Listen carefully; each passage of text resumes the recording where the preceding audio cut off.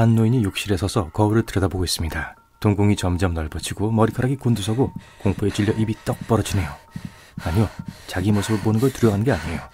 방금 자신의 인생에서 가장 무서웠던 날을 떠올린 겁니다. 30년이 지났지만 여전히 두려움 없이 거울을 볼 수 없어 하네요. 노인이 눈을 감자 공포는 사라지고 추억이 찾아옵니다. 매트와 루시는 시골에서 주말 함께 보낼 예정이었습니다. 번잡한 도시와 스트레스에서 벗어나 쉬려고 했어요. 루시는 인터넷에서 완벽한 장소를 찾았습니다. 적당한 가격으로 호수 바로 옆에 있는 아늑한 집을 예약했어요. 운이 좋았다며 예약 조건을 보지도 않고 이틀 전에 돈을 냈습니다. 이 커플은 차에 탔어요. 매트는 엑셀을 밟고 둘은 미소를 짓고 있습니다. 이들은 아직 어떤 악몽이 닥칠지 전혀 모르고 있었어요. 우리의 주인공들은 숙소에 도착합니다. 실제 숙소는 웹사이트의 사진과 똑같아 보여요. 호수와 숲 바로 옆에 있는 아름다운 2층 집입니다. 모든 게 좋아 보이지만 주인이 좀 이상해요. 키가 큰 노인으로 교활한 미소를 짓고 있습니다. 매트와 루시에게 열쇠를 주고 재밌게 놀다 가라고 했어요.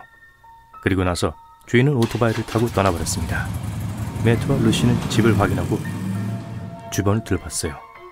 매트는 나무에 걸려있는 CCTV를 발견했습니다.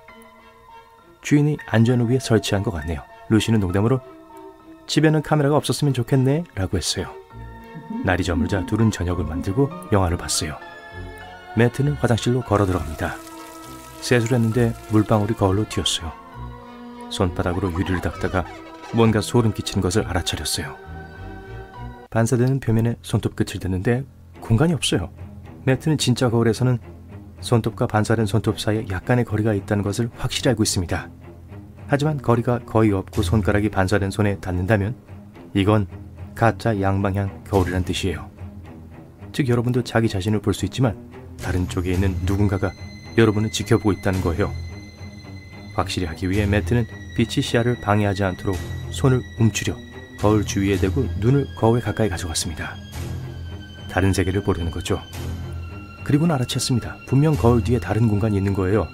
누군가 그를 지켜보고 있습니다. 충격을 받은 매트는 거울을 떼어보았습니다. 그러자 작고 어두운 방이 등장했어요. 이게 뭐죠? 옆방에서 루시의 비명소리가 들리자 깊은 곳에서부터 몸이 떨리기 시작합니다. 매트는 루시에게 달려갔어요. 루시는 겁에 질린 표정으로 창문을 가리켰어요. 매트는 숲에서 그들을 지켜보고 있는 집주인을 발견했어요. 매트는 루시의 손을 잡고 출구로 이끌었습니다. 지금 당장 이곳을 떠나자. 매트는 손잡이를 눌렀지만 문이 열리지 않아요. 열쇠를 자물쇠에 넣으려고 했지만 무언가가 걸려 있습니다. 대부분의 경우 열쇠가 맞지 않을 때는 기름을 칠하기만 하면 됩니다. 하지만 갑자기 문제가 발생하면 교체를 해야 하죠. 왜냐하면 그건 누군가가 이 집에 들어가기 위해 자물쇠를 부수려 한 것이기 때문이에요. 또 누군가가 소리를 엿듣기 위해 마이크나 다른 장치를 자물쇠에 삽입했을 수도 있습니다. 매트는 창문으로 나가려고 했지만 창문도 밖에서 잠겨 있었어요. 유리창에 의자를 던졌지만 방탄유리네요. 이게 무슨 일이죠? 둘은 주위를 둘러보고 뭔가를 또 발견합니다. 바닥, 벽 근처에 먼지와 흙이 남아있네요. 호텔이나 다른 사람의 집에서 이런 먼지가 보인다면 벽을 확인해보세요. 이 잔에는 누군가 드릴로 녹음 혹은 녹화 장치를 설치하고 있었다는 흔적입니다. 또한 콘센트가 불규칙하게 설치되어 있다면 마이크나 카메라가 뒤에 숨겨져 있을 수도 있어요. 벽에 램프가 걸려있네요. 매트가 램프에서 작은 마이크를 떼어냅니다. 마이크에 이중 거울까지 어딘가에 분명히 카메라가 있을 거예요. 감시 장치는 종종 침실과 욕실, 인테리어용 거울, 싱크대 아래에 설치됩니다. 방의 모든 모서리, 연기 감지기 및 환기구를 확인해보세요. 보통 작은 카메라와 녹음기를 스위치나 선반 모서리, 인테리어 용품 뒤에 설치합니다. 가장 흔하고 진부한 건 인형 아니에요. 어떻게 방을 확인해야 할지 모르시겠다면 루시의 방법을 따라해보세요. 루시는 핸드폰에 불을 끄고 손전등을 켰습니다. 어떤 카메라 렌즈든 빛을 비추면 어둠 속에서 빛나게 되어 있으니 분명히 눈에 띌 거예요. 또한 휴대폰 전면 카메라는 렌즈에서 나오는 적외선을 감지할 수 있습니다. 이렇게 방 전체를 살펴보면 화면에 작은 섬광이 보일 거예요. 매트와 루시는 거실에서 여러 대의 카메라를 찾았습니다. 하나는 샤워실에, 그리고 2개는 침실에 설치되어 있었어요. 이런 장치들을 찾는 다른 방법도 있습니다. 요즘 불법 카메라는 대부분 와이파이로 작동합니다. 해당 공간을 검색하고 인터넷에 연결된 보안 감시 기기를 탐지하는 특수 앱을 다운로드 해보세요.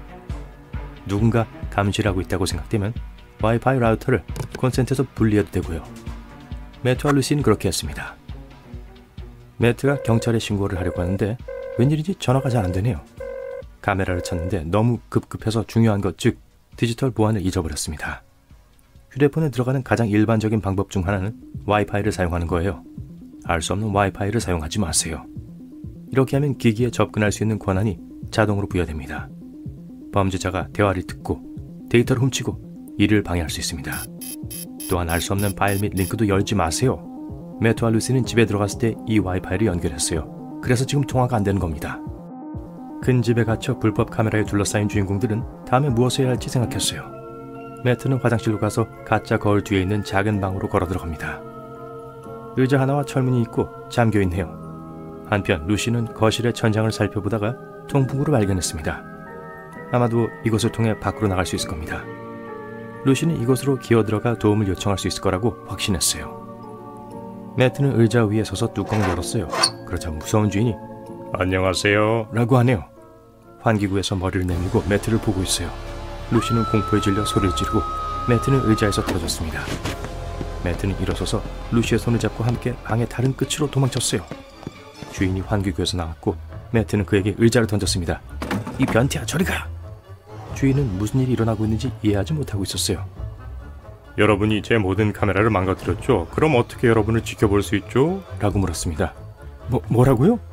매트는 놀라서 대답했습니다. 주인은 깜짝 놀라더니 잠깐만요. 임대계약서를 읽지 않으신 건가요? 라고 했어요. 집안에 카메라와 마이크가 설치되었다고 웹사이트에 적혀 있었어요.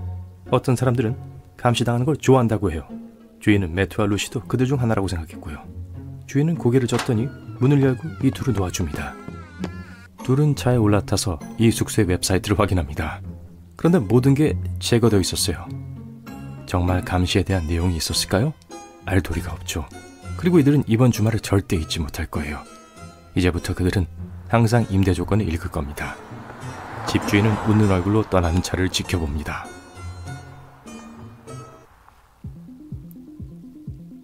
네, 가끔 실제로 일어나는 일입니다.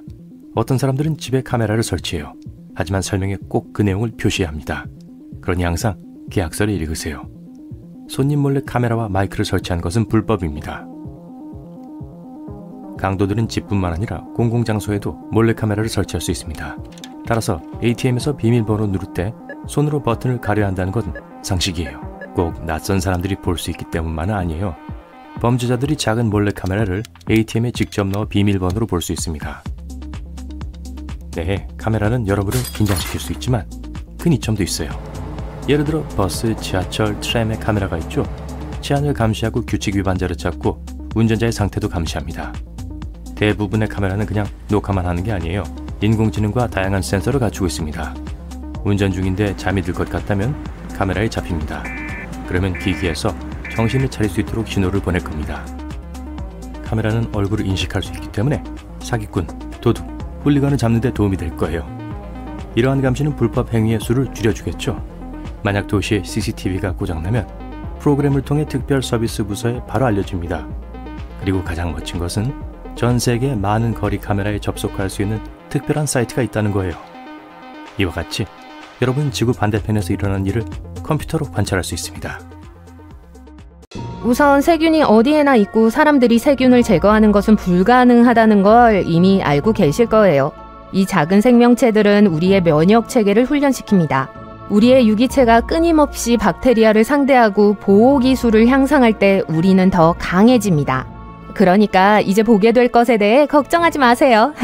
박테리아와 미생물이 좋아하는 장소 중 하나인 호텔 객실에 오신 것을 환영합니다. 네, 호텔방은 매우 깨끗해 보이지만 어떤 면에서는 쓰레기 더미보다 더 위험합니다.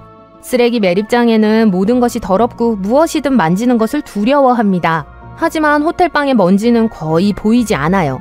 세균이 여기서 여러분을 기다리고 있습니다. 게다가 아주 많아요.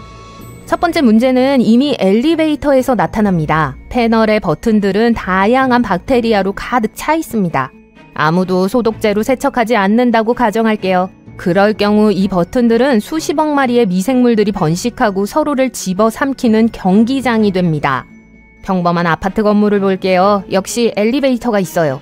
같은 사람들이 이 건물에 살면서 엘리베이터 버튼을 만지면 같은 세균을 전염시킵니다. 우리 몸은 이러한 미생물들을 자주 만나고 필요한 보호 능력을 빠르게 발달시켜요.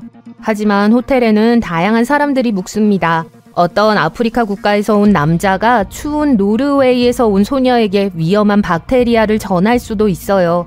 따라서 버튼을 누른 후에는 비누나 소독제로 손을 씻어야 합니다. 엘리베이터 문이 열리고 여러분은 방을 향해 걸어갑니다. 조심해요. 앞에 또 다른 핫스팟이 있어요. 문 손잡이 보이시죠? 이 지역은 세균들이 많이 찾는 또 하나의 놀이터입니다. 여러분 이전에 얼마나 많은 사람들이 그것을 만졌을까요? 청소한 지는 얼마나 됐을까요? 왜 그런 손잡이가 변기보다 더 위험한지 아세요? 무엇보다도 미생물은 우리의 손가락과 손바닥에 축적됩니다. 손을 씻지 않을 때 다른 물체의 표면을 만짐으로써 100만 개의 박테리아를 한 곳에서 다른 곳으로 옮기죠. 그래서 가장 좋은 방법은 엘리베이터에서 버튼을 누를 때 사용한 손으로 문 손잡이를 만지는 거예요. 방에 들어가자마자 손을 씻으세요. 좋은 소식은 호텔 직원들이 방의 다른 부분보다 욕실과 변기를 훨씬 더 잘 청소한다는 것입니다. 그래서 여기가 좀 더 안전해요. 하지만 여전히 화장실의 구석과 타일을 잘 살펴보세요. 검은 점이 보이면 곰팡이가 있다는 걸 의미해요. 곰팡이는 콧물이나 눈의 자극과 같은 알레르기 반응을 일으킬 수 있습니다. 곰팡이는 꽤 위험할 수 있지만 호텔 직원들은 보통 곰팡이를 주의 깊게 관찰합니다. 그래서 싸구려 호텔이 아니라면 방에 곰팡이가 있지는 않을 거예요. 그런 곳에 묵지 않겠죠? 그런데 공중화장실의 화장지가 변기 뚜껑보다 더 많은 세균을 포함하고 있다는 걸 알고 계셨나요? 화장지로 좌석을 덮으면 실수를 하는 거예요. 첫째로 많은 사람들이 그것을 만지고 이것은 그것의 박테리아를 옮긴다는 걸 의미하죠. 두 번째로 누군가 변기 물을 내릴 때 더러운 작은 물방울이 발생합니다.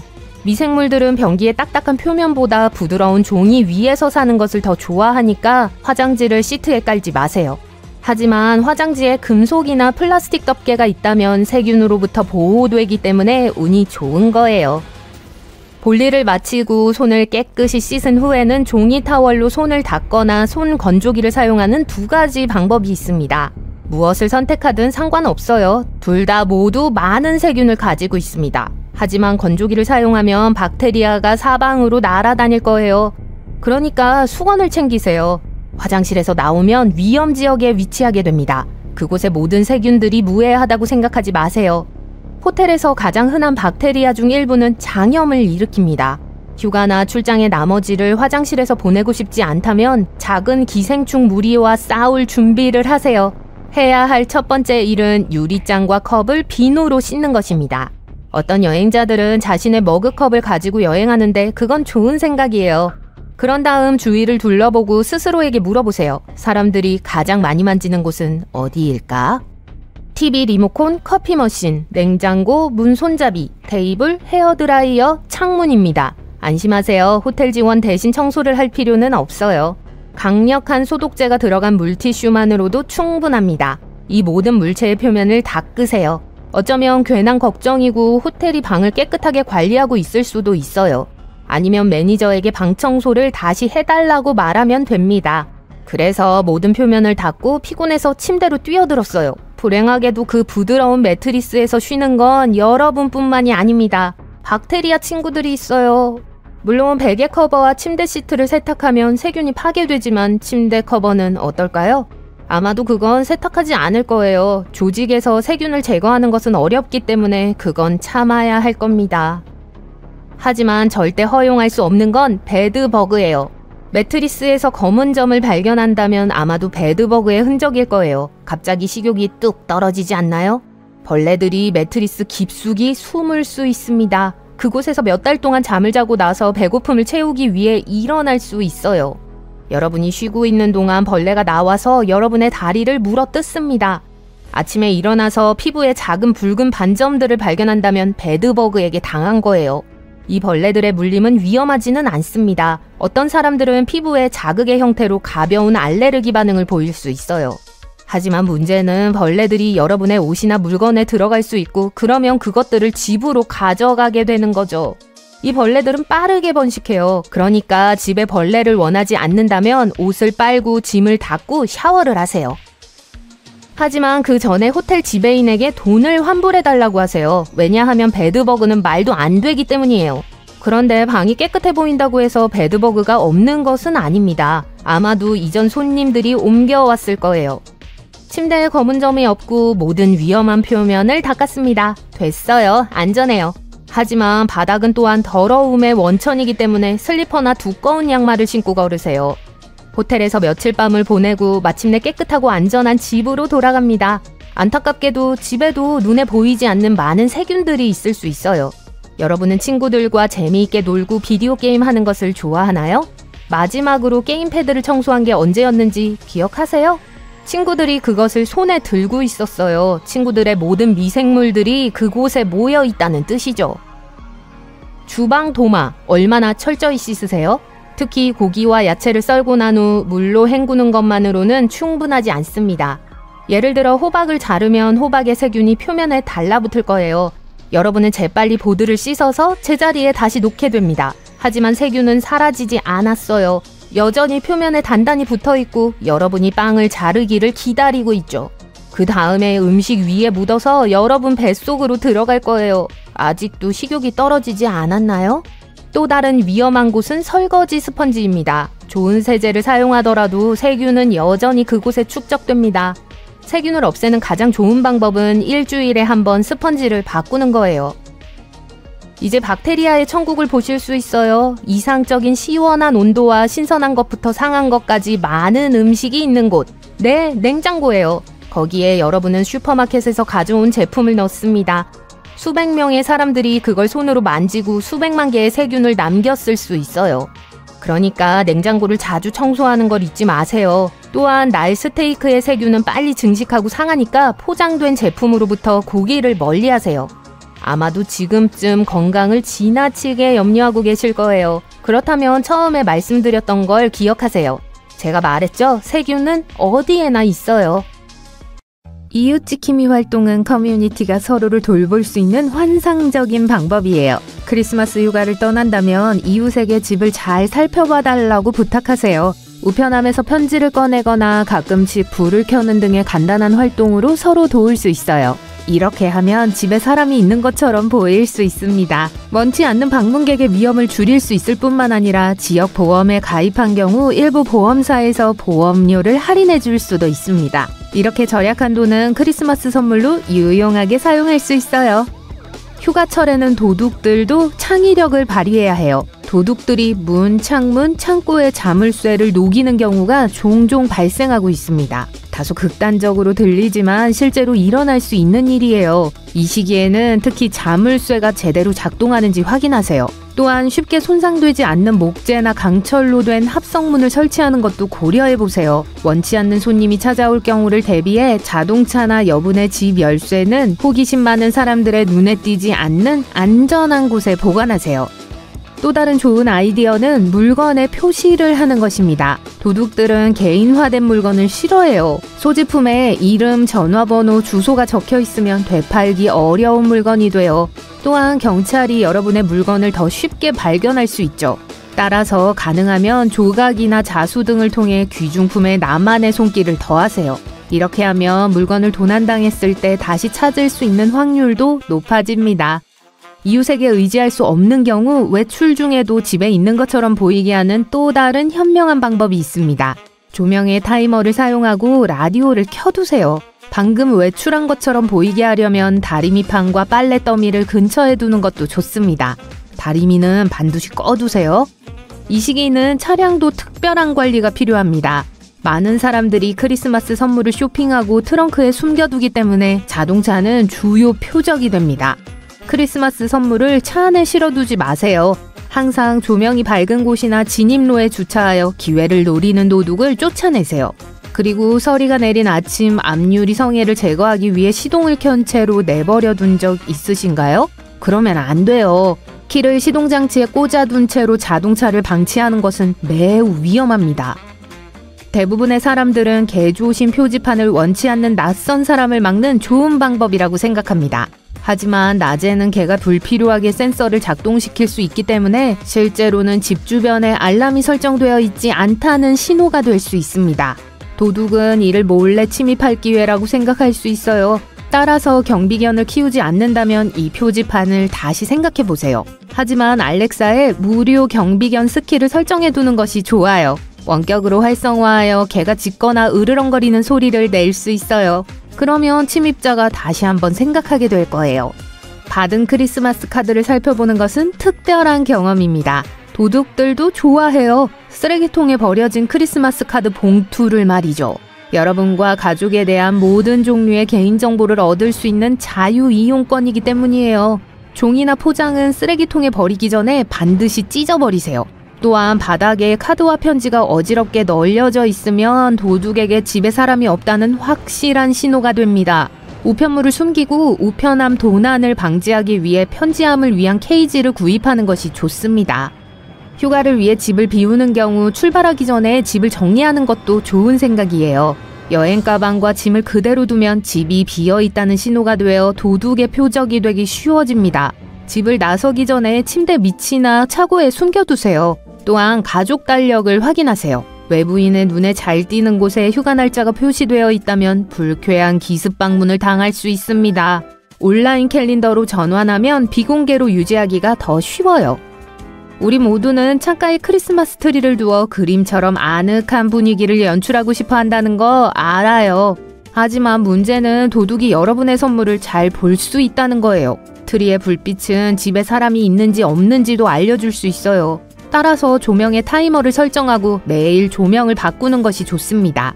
그리고 크리스마스 스타킹도 잊지 마세요. 블라인드를 닫아서 훔쳐보지 못하도록 할 수도 있습니다.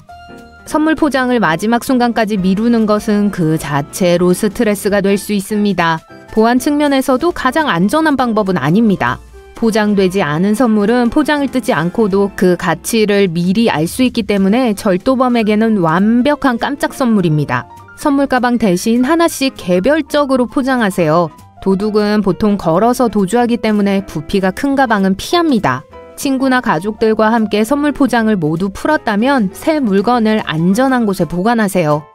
이미 크리스마스 휴가를 예약했다면 휴가의 기쁨을 친구들과 공유하고 싶을 거예요. 이 동영상을 친구들과 공유하고 싶은 마음이 들듯이 당연히 공유해야죠. 하지만 소셜미디어에서 개인정보를 과도하게 공유하는 것은 주의해야 합니다. 해외에서 값비싼 저녁 식사 사진을 올리면 도둑에게 집이 비어있다는 사실을 알려줄 수 있죠. 개인정보 보호 설정을 현명하게 사용하고 누가 내 게시물을 볼 수 있는지 주의하세요. 집의 어두운 구석에 알람과 모션 센서를 설치하는 것도 좋은 생각이지만 계획과 재정적 투자가 필요해요. 하지만 도난사고로 인한 피해액이 평균적으로 약 300만 원이므로 투자를 고려해보세요. 강아지 문이나 우유 투입구를 과소평가하지 마세요. 어떤 사람들은 이런 문을 통해 집에 몰래 침입할 수도 있습니다. CCTV는 훌륭하지만 도둑은 교활한 경향이 있기 때문에 한동안 집을 모니터링하면서 덤불이나 어두운 곳과 같은 잠재적인 은신처와 패턴을 찾을 거예요. 또한 휴가철에는 집이 비어있다는 신호로 자동차가 보이는지 살필 거예요. 집이나 차량만 보호가 필요한 건 아닙니다. 쇼핑을 할 때는 가급적 낮 시간을 이용하세요. 부득이하게 밤에 쇼핑을 해야 한다면 혼자 가지 마세요. 또한 현금을 많이 가지고 다니지 말고 가능하면 신용카드나 수표로 결제하는 것이 좋아요. 현금이 있다면 앞주머니에 넣어두세요. 감시하기가 더 쉬울 거예요. 신용카드를 분실했거나 뱅킹 앱에서 이상한 점이 발견되면 즉시 신용카드 회사에 전화하세요. 선물을 미리 사서 쇼핑백을 모두 한꺼번에 들어야 하지 않도록 하세요. 어디로 가는지 확인하고 자유롭게 움직여야 사고를 피할 수 있습니다. 더 좋은 방법은 온라인으로 선물을 구매하는 것인데 평판이 좋은 웹사이트만 이용하세요. 개인정보를 더 잘 관리할 거예요. 예를 들어 지역 쇼핑몰에서 물건을 사야 한다면 낯선 사람이 접근할 수 있으니까 조심하세요. 특히 이 시기에는 사기꾼들이 사용자의 주의를 분산시켜 귀중품을 훔치려고 시도할 수 있습니다. 연말연시에는 기분이 들떠서 더 많은 사람들을 집에 초대할 수 있습니다. 특히 대규모 파티를 주최할 계획이라면 더욱 그렇습니다. 집과 귀중품을 몰래 들여다보기 위해 선물을 들고 친근한 이웃인 척하는 사람이 있을 수 있으니까 주의하세요. 초대받지 않은 방문자, 특히 조금 이상해 보이는 방문자는 주의 깊게 살펴보세요. 외출할 때 화분에 물을 주거나 반려동물에게 먹이를 주거나 커튼을 관리해줄 사람이 필요하다면 열쇠를 뻔히 보이는 곳에 숨기려고 하지 마세요. 생각보다 쉽게 알아챌 수 있습니다. 도둑은 영리하기 때문에 화분 밑이나 문틀 위와 같은 일반적인 은신처를 모두 알고 있습니다. 대신 여분의 열쇠는 가족이나 이웃과 같이 신뢰할 수 있는 사람에게 주도록 하세요. 호텔 객실에서 휴가를 보내던 사람들 중 11%의 사람들이 숙소에서 몰래 카메라를 발견했어요. 만약 더 많은 사람들이 무엇을 찾고 어떻게 해야 하는지 알게 된다면 그 수가 얼마나 더 늘어날지 상상해 보세요. 그럼 이 몰래 카메라는 어떻게 탐지할 수 있을까요? 여러분 휴가를 위해 어떤 곳에 도착했다고 해보죠. 예쁜 아파트를 빌렸습니다. 폰을 꺼내세요. 이게 몰래 카메라의 단서를 찾는 데 필수적이고 이로운 원천이 될 것입니다. 블루투스를 켜고 아파트, 방, 욕실, 주방, 아파트로 가는 통로를 걸어보세요. 폰을 모니터링하면서 화면에 미지의 디바이스가 나오는지 확인하세요. 만약 뭔가 뜨면 더 철저한 수색을 해도 될 좋은 조짐이 되죠. 블루투스로 아무것도 찾아내지 못하더라도 숙소를 계속 꼼꼼하게 살펴보는 건 좋은 방법이에요. 각 방에 가서 주변을 자세히 보고 벽과 천장의 모서리를 확인하면서 수상한 구멍이 없는지 잘 살펴보세요. 오래된 공포 영화에 나오는 유령의 집이 아닌 이상 구멍은 곧 카메라를 찾을 수 있는 예상치 못한 곳들일 거예요. 아무리 당연한 것처럼 들리더라도 확인하는 게 좋아요. 이제 움직일 수 있는 물체들을 검사하세요. 등, 라디오, 텔레비전, 선반 그리고 주변에 있는 모든 것들을요. 그게 여러분의 침대나 욕실을 향해 있는 등 이상한 각도로 놓여있지 않는지 확인하세요. 불을 켜고 모든 걸 검사한 후 불을 끄세요. 어떤 카메라는 다양한 색상에 나오는 작은 LED 조명을 갖고 있을 수 있어요. 수상한 불빛이 없는지 다시 같은 구역을 살펴보세요. 화재 경보기가 진짜 화재 경보기인지 꼭 확인하세요. 화재 경보기는 불이 항상 깜빡이기 때문에 카메라의 흔한 은신처예요. 통풍구에 접근해 자세히 살펴보세요. 안에 더 큰 카메라가 숨어 있을 수도 있어요. 어둠 속에서 빠르게 살펴봤으니 이제 더 철저한 수색을 위해 손전등을 가져오거나 폰의 손전등을 이용해 그 불빛을 실내에 비춰보세요. 카메라 화면상에서 작은 반짝임이 있는지 아는지 주의 깊게 찾아보세요. 빛의 반사는 아주 작을 테니 반짝이는 모든 것에 주의해주세요. 방 안에 있는 무생물에 주의 깊게 초점을 맞추고 모든 각도, 심지어 흔한 식물들까지 면밀히 검토해보세요. 또한 폰의 셀카 모드는 적외선을 걸러내지 않기 때문에 셀카 모드를 어둠 속에서 적외선을 탐지하는 데는 활용할 수 있어요. 이 빛 신호들은 어두울 때 열 신호를 감지하기 위해 적외선에 의존하는 야간 투시 카메라에서 찾을 수 있어요. 폰을 셀카 모드로 놓고 불을 끈 채로 화면을 보면서 천천히 방을 둘러보세요. 셀카 모드 화면을 보면서 어두운 방 안을 돌아다니는 것은 어색하겠지만 화면에 보라색이나 흰색 빛이 없는지 살펴보세요. 이제 카메라를 확인했으니 거울을 살펴볼 시간이에요. 카메라가 뒤에 숨어 있을 수도 있고 반대편에서 누군가가 보고 있을 수도 있죠. 우선 벽면에 내장된 건지 조정 가능한 건지 알아보세요. 거울이 반투명하다면 벽에 내장된 거예요. 보통 침실에선 흔치 않은 거니 의심스러울 수 있죠.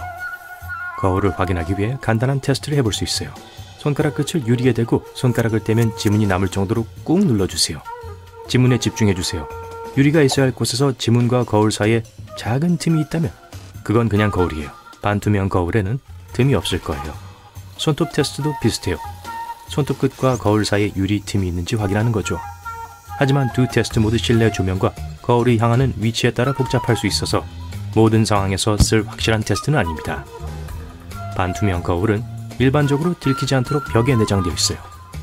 벽은 가장자리를 완전히 덮어야 해요. 숨은 쪽의 조명에 여러분이 있는 벽면 쪽에 있는 것보다 밝은 광원이 있어야 작동합니다. 눈을 유리에 대고 여러분이 어떤 종류의 거울을 다루고 있는지 확인하세요. 여러분 쪽에서 최대한 빛이 적게 나오게 양손으로 눈 주위를 감싸고 반대쪽을 바라보세요. 거울 뒤에 약간의 빛이 있거나 뒤에 물체 윤곽이 보이는 경우 반투명 거울이에요. 반투명 거울은 뒤에 빈 벽이 있을 것이기 때문에 확인하는 또 다른 방법은 가볍게 유리를 두드리는 거예요. 반투명 거울을 두드리면 공허한 소리가 날 거예요. 카메라를 숨기는 게 얼마나 쉬운지 알게 된 후에도 사생활이 여전히 상당히 중요한 문제라면 더 많은 옵션에 접근할 수도 있어요. 폰에 사용할 수 있는 다양한 애플리케이션 옵션이 있습니다. 모든 카메라와 감시 장비가 와이파이에 연결되기 때문에 그 지역에서 수상한 움직임을 알아내기 위해 와이파이 네트워크를 리뷰하는 사람도 있어요. 이런 앱은 관련 장치 이름을 탐지하고 장치의 브랜드와 모델을 식별해 근처에 몰래 카메라가 있는지 추가로 확인해 주는 데 도움이 됩니다. 이용 가능한 다양한 응용 프로그램으로 많은 도청 탐지기가 몰래카메라, 전선, GPS 등을 찾아낼 수 있어요. 비용을 얼마나 쓰느냐에 따라 선택할 수 있는 탐지기가 다양해요. 보안 카메라는 최근 역사에서 많은 발전해 왔습니다. 지금 우리가 살고 있는 세상에서 다양한 모양과 크기의 카메라를 볼 수 있어요. 누구나 카메라를 구입해 개조할 수 있고 심지어 소유지에 원하는 곳에 카메라를 설치할 수도 있죠. 너무 발달되어 있고 눈에 띄지 않기 때문에 지금 누군가가 여러분을 지켜보고 있을 수도 있어요. 최초의 감시 카메라는 1927년에 설치되었어요. 그때부터 모든 형태의 감시가 전 세계적으로 더욱 두드러지고 있죠. 방범 카메라의 진화는 현저하게 발달했어요. 개발과 변화가 매년 엄청나게 증가했던 1990년대 이후로 더 발달하고 있어요. 공공장소에 설치된 보안 카메라의 응용 프로그램과 수가 엄청 증가해 2021년에는 전 세계 10억 대의 보안 카메라가 있는 걸로 추정되었습니다. 그리고 대부분의 사람들이 아마 카메라가 장착되어 있는 폰이나 컴퓨터 기기를 갖고 있을 걸 고려하면 곧 지구상에 인간보다 더 많은 카메라가 있게 될 걸 추측할 수 있을 거예요. 하지만 그걸로도 우려되지 않는다면 여러분이 의식하지도 못하고 있는 더 많은 비밀 카메라들이 있어요. 휴가 중에 직장에 있을 때, 체육관에 있을 때, 심지어 자택에 있을 때도 눈에 띄지 않게 여러분의 일거수일투족을 보고 있습니다. 오늘날은 카메라가 너무 발달해서 얼굴 인식 기술을 가진 카메라들이 거리에 많이 있어요. 어떤 것들은 컴퓨터로 제어하고 객체를 식별하고 시스템으로 추적하고 시야에서 객체를 분류해요. 이 카메라들의 화질은 아주 강력해서 아주 작은 물체로 줌인해서 초점을 맞출 수 있어요. 그러니 ATM기를 사용하실 때 암호를 입력하시려면 항상 키패드를 덮으세요. 몰래카메라는 사람들이 의식하지 못하는 동안 조심스럽게 녹화를 진행합니다. 무선으로 작동되고 화재 경보, 텔레비전 등 온갖 종류의 작은 공간에 설치되고 USB 슬롯만큼 작은 곳에도 카메라가 들어갈 수 있는 물체가 많아 탐지하기가 더 어려워지고 있어요. 몰래카메라를 조심해야 할 상황으로 새 숙박시설로 이사할 때나 휴가 갔을 때 등을 들 수 있어요. 호텔과 다른 많은 형태의 숙박시설에서 카메라가 발견됐다는 보고가 있어요. 전 세계 곳곳에 숨겨놓은 장치가 있는 곳이 발견되고 있고요. 어떤 나라와 지역에서는 소유주가 몰래카메라 및 기타 장치를 부지 내에 설치한 게 합법입니다. 하지만 몇몇 경우에 자신들의 재산을 감시할 법적 권리 안에서만 쓸 수 있기 때문에 여러분에겐 여전히 사생활과 안전에 대한 권리가 있어요. 또 호스트나 집주인과 이야기를 나누고 몰래카메라가 있는지 물어볼 수도 있어요. 만약 물어볼 자신이 있다고 느낀다면 이 질문을 하면서 상대방이 어떻게 행동하고 어떤 반응과 어떤 태도로 보이는지 주의 깊게 살피세요. 질문에 놀라거나 아무 말도 하지 않는다면 즉시 그곳을 나가야 한다는 신호일 수 있어요. 하지만 그런 어색한 대화가 싫다면 저희가 도움이 될 수 있는 팁을 충분히 제공해드렸길 바래요. 끝없이 펼쳐진 뜨거운 사막은 언뜻 보기에 생명이 없는 것처럼 보입니다. 하지만 모래사막에서는 위험하고 때로는 소름 끼치는 생물들을 만날 수 있어요. 그들 중 일부는 건강 문제를 일으킬 수 있지만 일부는 영원히 기억에 남을 수 있죠. 위험한 것부터 시작해서 실제 악몽으로 끝나는 것까지 그들에 대해 알아봅시다. 사막을 걷다가 손을 벌리고 있는 커다란 곰인형을 발견했다고 가정해볼까요? 신기루라는 걸 알지만 그래도 가까이 다가갑니다. 여러분이 옳았어요. 봉제인형이 아니라 거대한 선인장이에요. 뭔가 이상해요. 이상한 솜털 덕분에 나뭇가지가 곰인형의 팔처럼 생겼어요.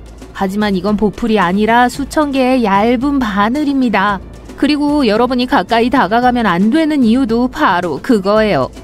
이 선인장은 점핑 초야 또는 테디베어 초야라고 불립니다. 애리조나의 사막 지역과 멕시코 북부에서 자라죠. 이 선인장은 사람을 공격하지 않으니까 걱정하지 마세요. 다만 만지면 피부나 옷에 달라붙을 수 있어요. 이런 모피 코트는 선인장을 동물로부터 보호하고 그늘을 만들고 열로부터 보호합니다. 측면 가지는 광합성을 수행하고 내부에 많은 양의 수분을 축적하기 때문에 식물에서 가장 중요한 부분이에요.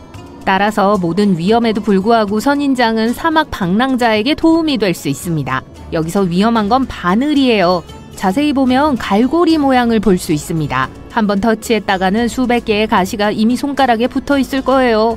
제거하기가 매우 어려울 거고 바늘이 불쾌한 통증을 유발할 거예요. 이 선인장의 가장 멋진 점은 번식 방법입니다. 이 식물은 새로운 장소에서 스스로를 복제해요. 동물과 사람이 점핑 초야를 지나가서 닿으면 선인장은 바늘과 함께 자신의 작은 조각을 줍니다.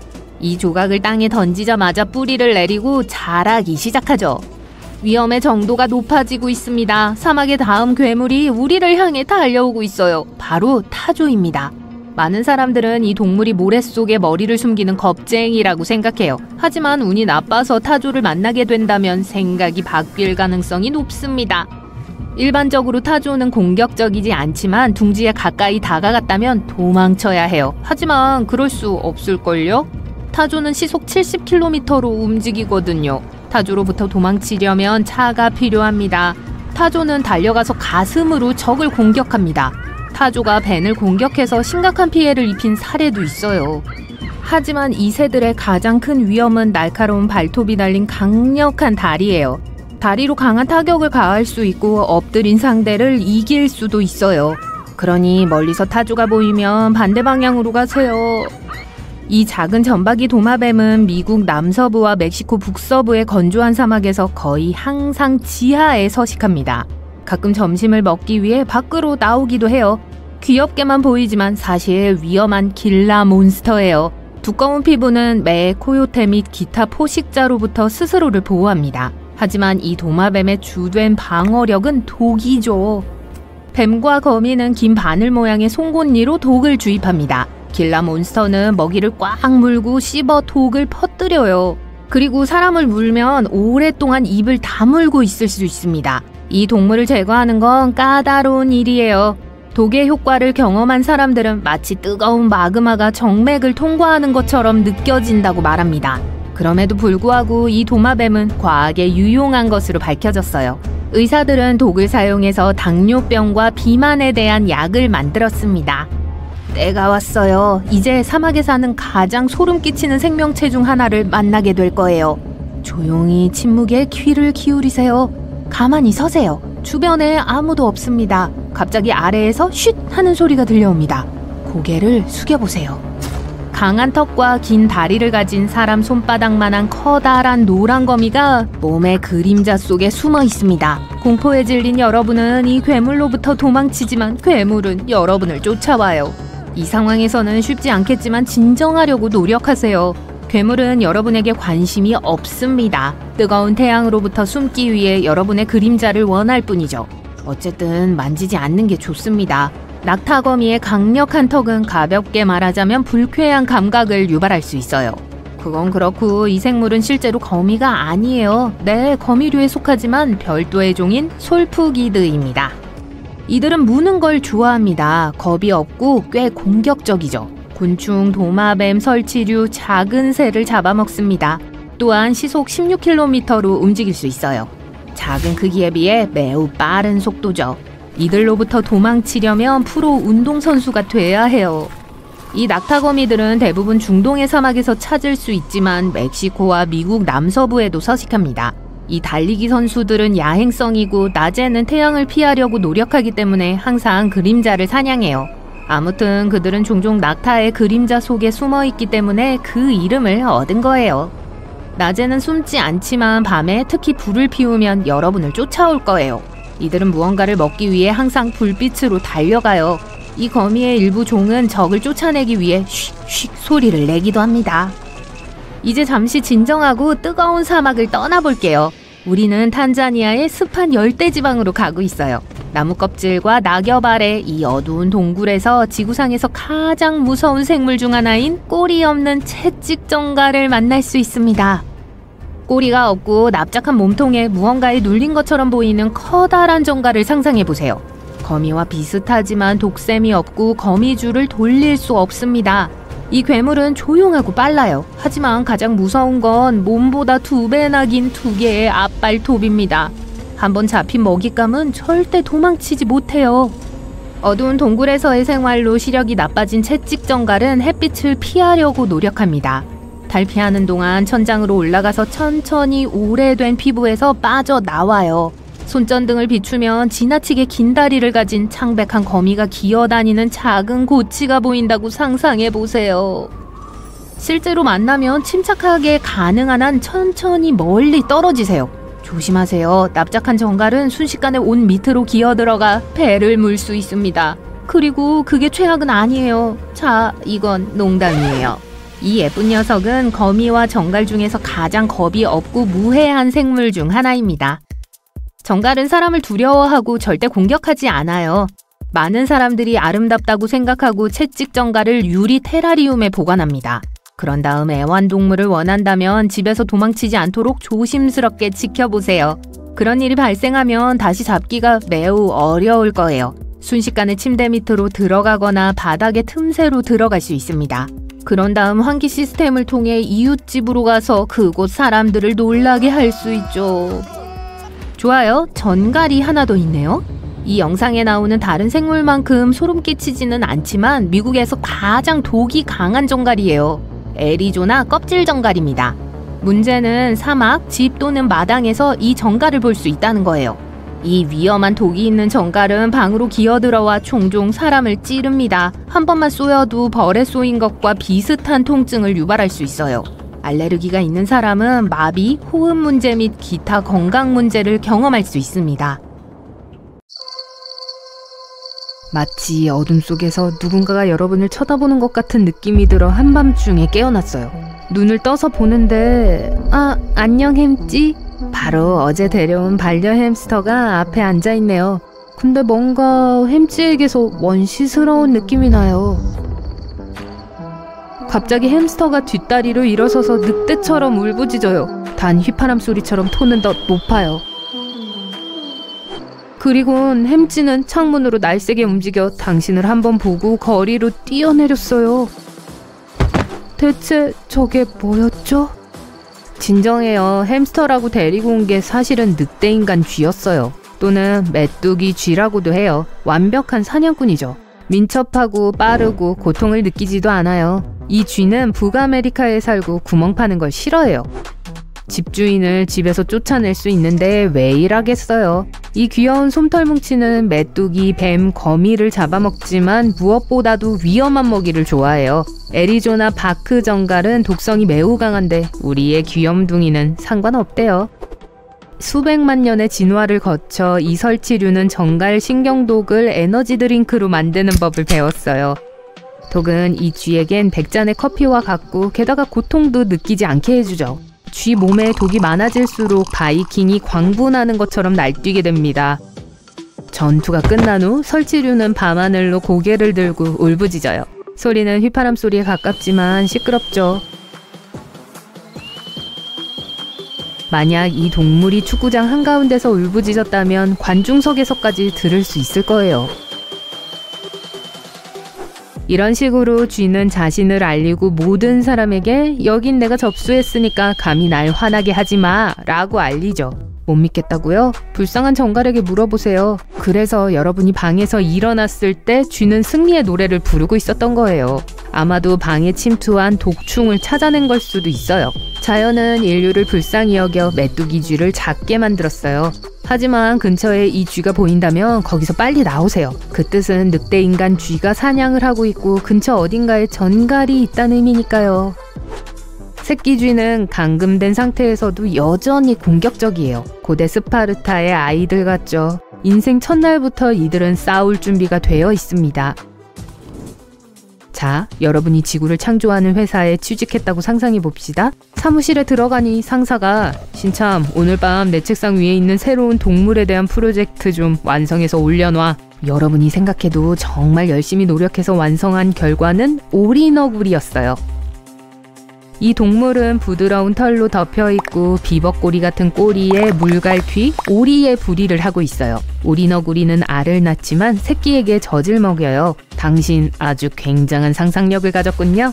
수컷 오리너구리는 뒷다리에 독이 있는 박차를 갖고 있어요.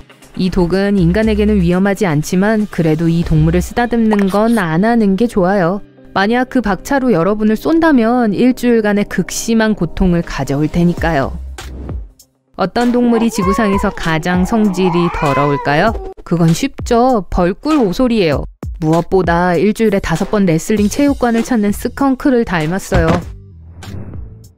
그리고 그 냄새도 나고요. 벌꿀 오소리의 몸무게는 2살배기 아기만 하지만 아무것도 두려워하지 않아요. 뱀이든 2마리의 사자든 하이에나 떼든 누구랑 맞서든 신경도 안 써요. 다 공격하고 이길 거예요. 꿀이 먹고 싶다? 문제 없어요. 오소리와 친구하게 되면 여러분을 위해 벌집을 무너뜨려 줄 테니까요. 심지어 벌침도 무서워하지 않아요. 벌꿀 오소리의 피부는 두꺼워서 뚫기가 어렵거든요. 그리고 날카로운 발톱과 강한 턱도 가졌죠. 벌꿀 오소리는 아프리카에 있는 모두를 두렵게 하지만 북아메리카와 유라시아에 사촌도 있어요. 이 친구들도 성질이 고약해요. 비록 거대하다고 부르긴 어렵지만 울버린은 곰이나 엘크에게 덤벼드는 걸 주저하지 않을 거예요. 이 동물은 중간 크기의 개보다 크지 않아요. 만약 이 녀석을 기분 나쁘게 했다면 제가 그런 게 아니어서 다행이네요. 이 녀석은 강하고 수영도 하고 빨리 달려요. 넓은 발은 설신과 같아서 눈 속으로 떨어지지 않도록 지켜주죠. 나무 위에서도 울버린으로부터 몸을 숨길 수 없어요. 묘할 정도로 민첩하게 기어오를 수 있어요. 원뱃은 폭신한 곰을 닮은 귀여운 동물이에요. 다부지고 점원 셰퍼드만큼 무게가 나가요. 원뱃은 호주에 살고 있으며 깊은 구멍을 파서 세상에서 가장 독창적인 보호를 받는 곳에 있죠.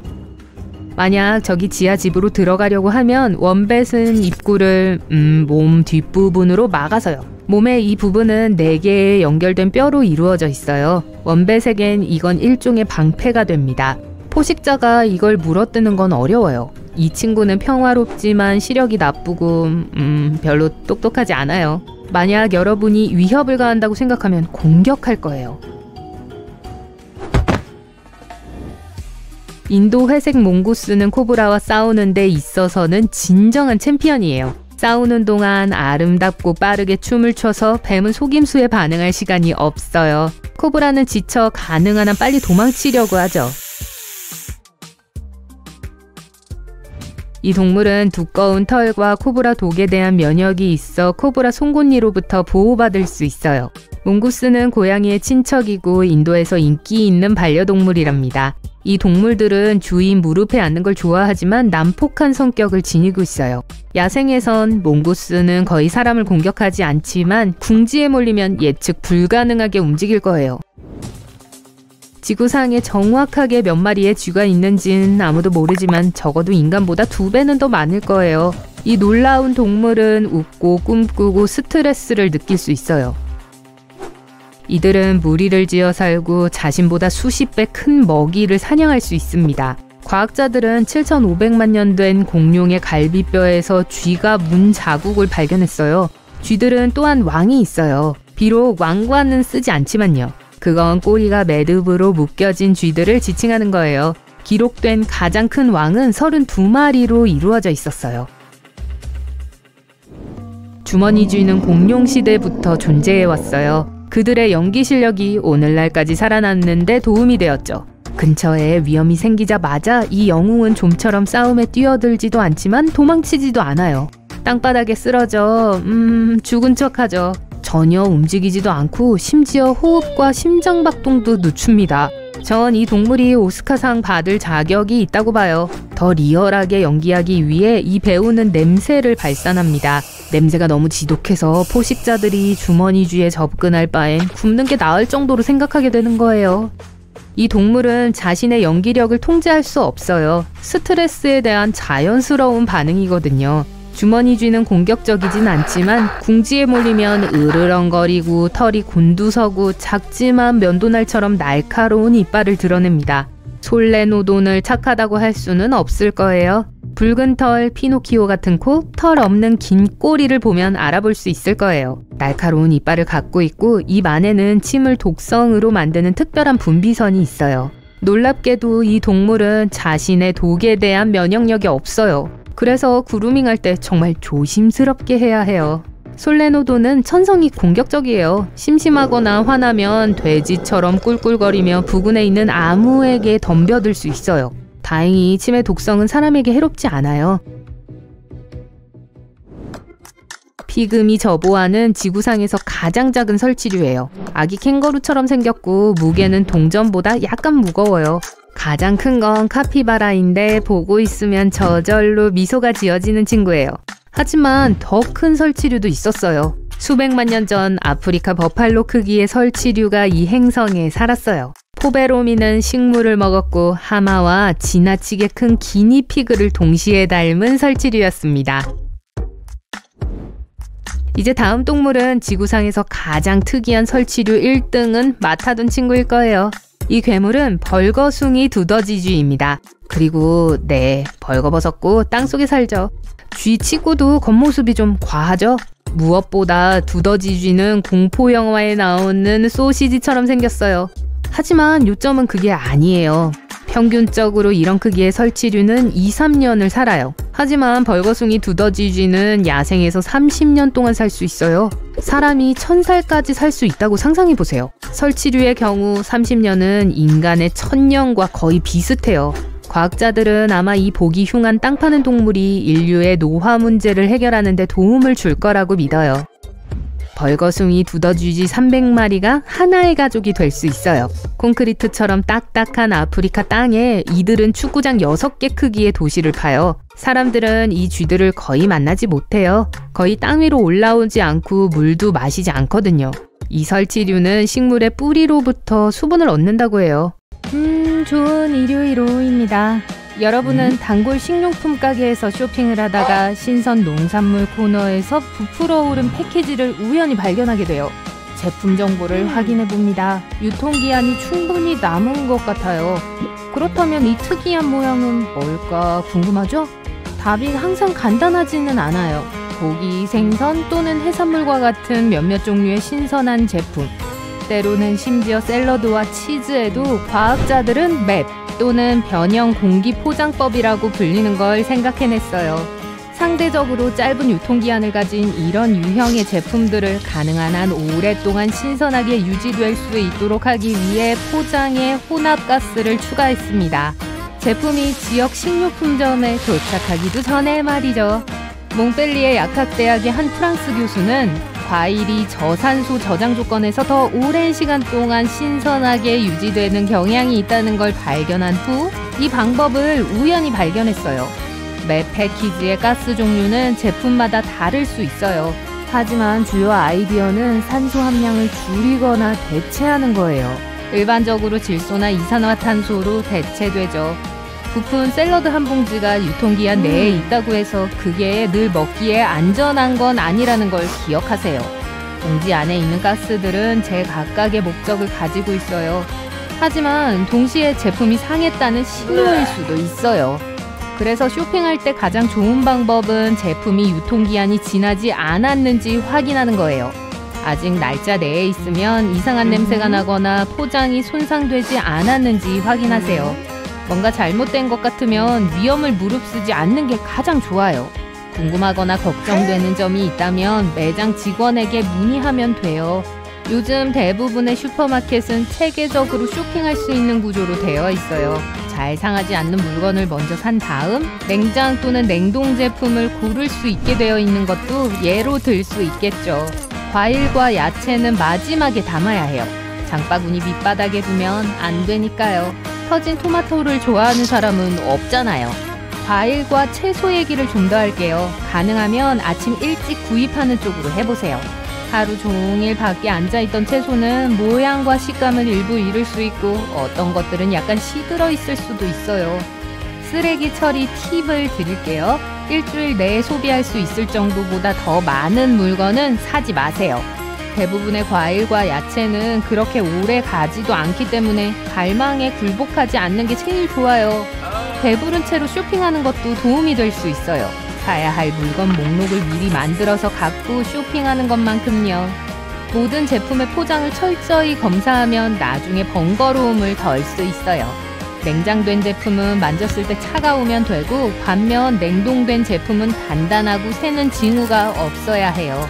집에 도착하면 가능한 한 빨리 모든 필요한 물건들을 냉장 보관하세요. 일반적으로 2시간 이상 냉장고 밖에 있으면 안 돼요. 잘못하면 품질이 변할 수 있어요. 식료품점에서 화분에 심어놓은 허브를 사는 건 목록의 첫 번째가 아닐 수도 있지만 확실히 고려해야 할 사항이에요. 적은 비용으로 사용할 수 있을 뿐만 아니라 재배와 관리가 용이해요. 발코니나 심지어 부엌에 있는 멋진 허브 정원을 상상해보세요. 좋지 않나요? 군침이 도는 파스타 요리 위에 항상 신선한 바지를 얹으실 수 있어요. 아직 식료품점에 있으니까 커피 필터도 좀 사두세요. 집에 이 필터를 실제로 쓰는 기계가 없을 수도 있지만 집 주변에서 필터를 더 많은 용도로 쓸 수 있어요. 액체를 걸러내고 찬장에 섬세한 자기 그릇을 안전하게 쌓고 심지어 창문이나 신발을 닦는 데 사용할 수도 있어요. 만약 제일 좋아하는 과일과 야채가 세일 중이지만 양이 많아서 낭비가 아닌지 고민된다면 얼리는 걸 고려해보세요.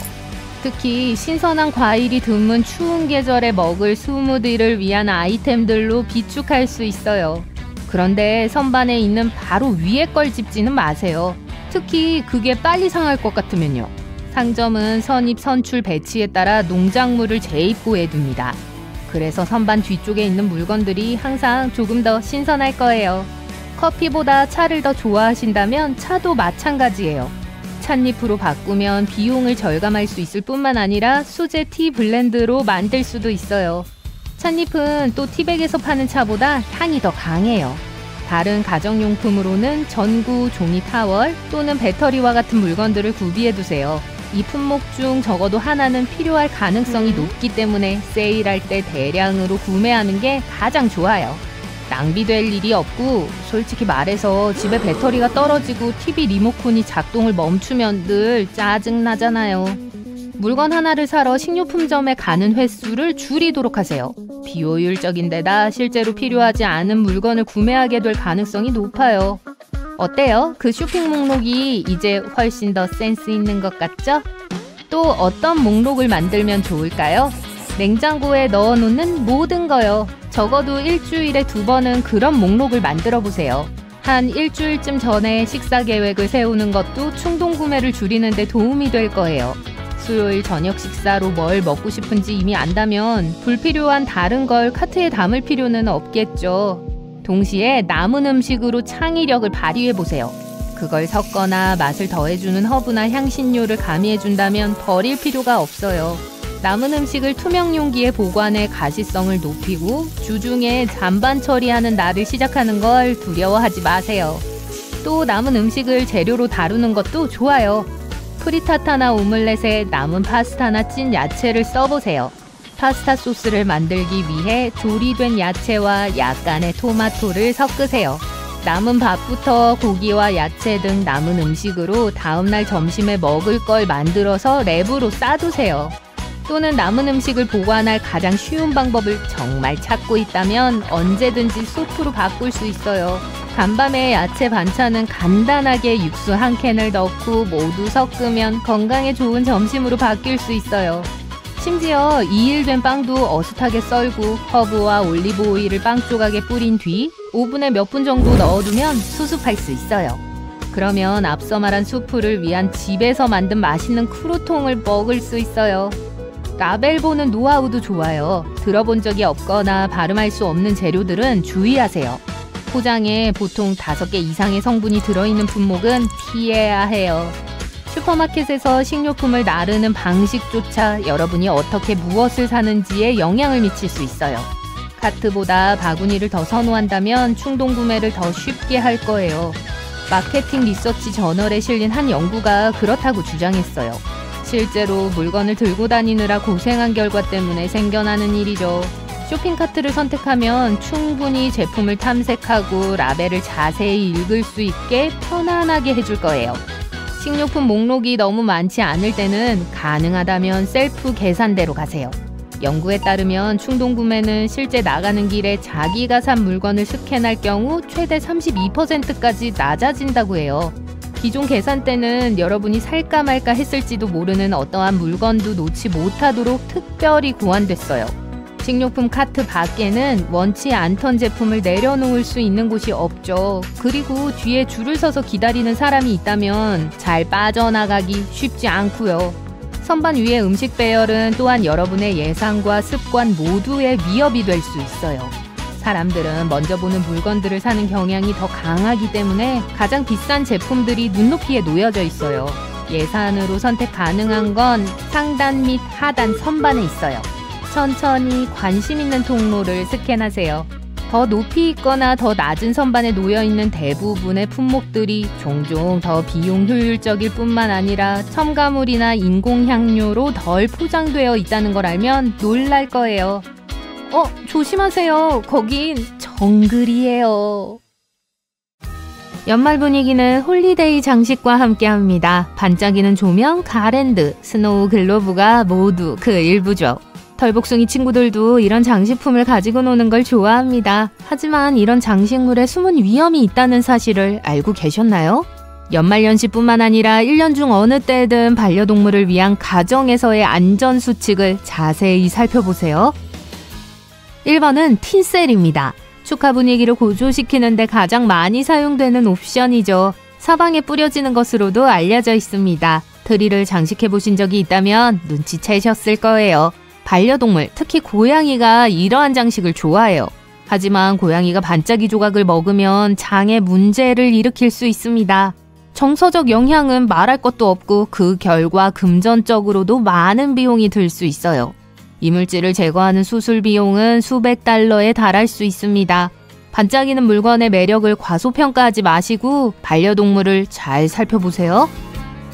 2번은 장식용 조명입니다. 다 쓰고 나서 상자를 넣으면 1년 내내 엉킨 채로 상자에 보관되죠. 내년에 상자를 열고 엉킨 전구를 풀기 위해 애를 먹게 될 거예요. 하지만 포장을 푸는 동안 반려동물이 전구를 먹거나 감전될 수 있습니다. 이를 방지하려면 느슨한 코드를 보호용 플라스틱 커버로 묶어 반려동물이 쉽게 만질 수 없는 곳에 조명을 걸어두세요. 어떤 사람들은 스노우 글로브 컬렉션을 가지고 있습니다. 이들은 여행지에서 기념품으로 이걸 얻기도 해요. 다른 사람들은 1년 중 특정 시기에 크리스마스 장식과 함께 상자에서 꺼내기도 하고요. 이 연약한 것들은 쉽게 깨질 수 있어요. 어떻게 알았냐고요? 저도 알고 싶지 않았어요. 일부 스노우 글로브에는 반려동물뿐만 아니라 어린 가족 구성원에게도 유해한 성분이 포함되어 있습니다. 수많은 수의학 자료에 반려동물이 스노우 글로브에 접근하지 못하도록 하세요 라는 경고가 가득해요. 즉 스노우 글로브 내부의 액체는 순수한 물이 아닐 수 있습니다. 에틸렌 글리콜이 2% 함유되어 있는 경우가 많아요. 그리고 에틸렌 글리콜은 달콤한 냄새가 나기 때문에 반려동물이 맛을 보도록 유인할 수 있습니다. 4번은 크리스마스 트리가 반려동물 친화적인 장식으로 변할 수 있는 방법에 관한 내용이에요. 수의사들은 인조나무와 화환이 진짜 나무보다 더 안전할 수 있다고 말합니다.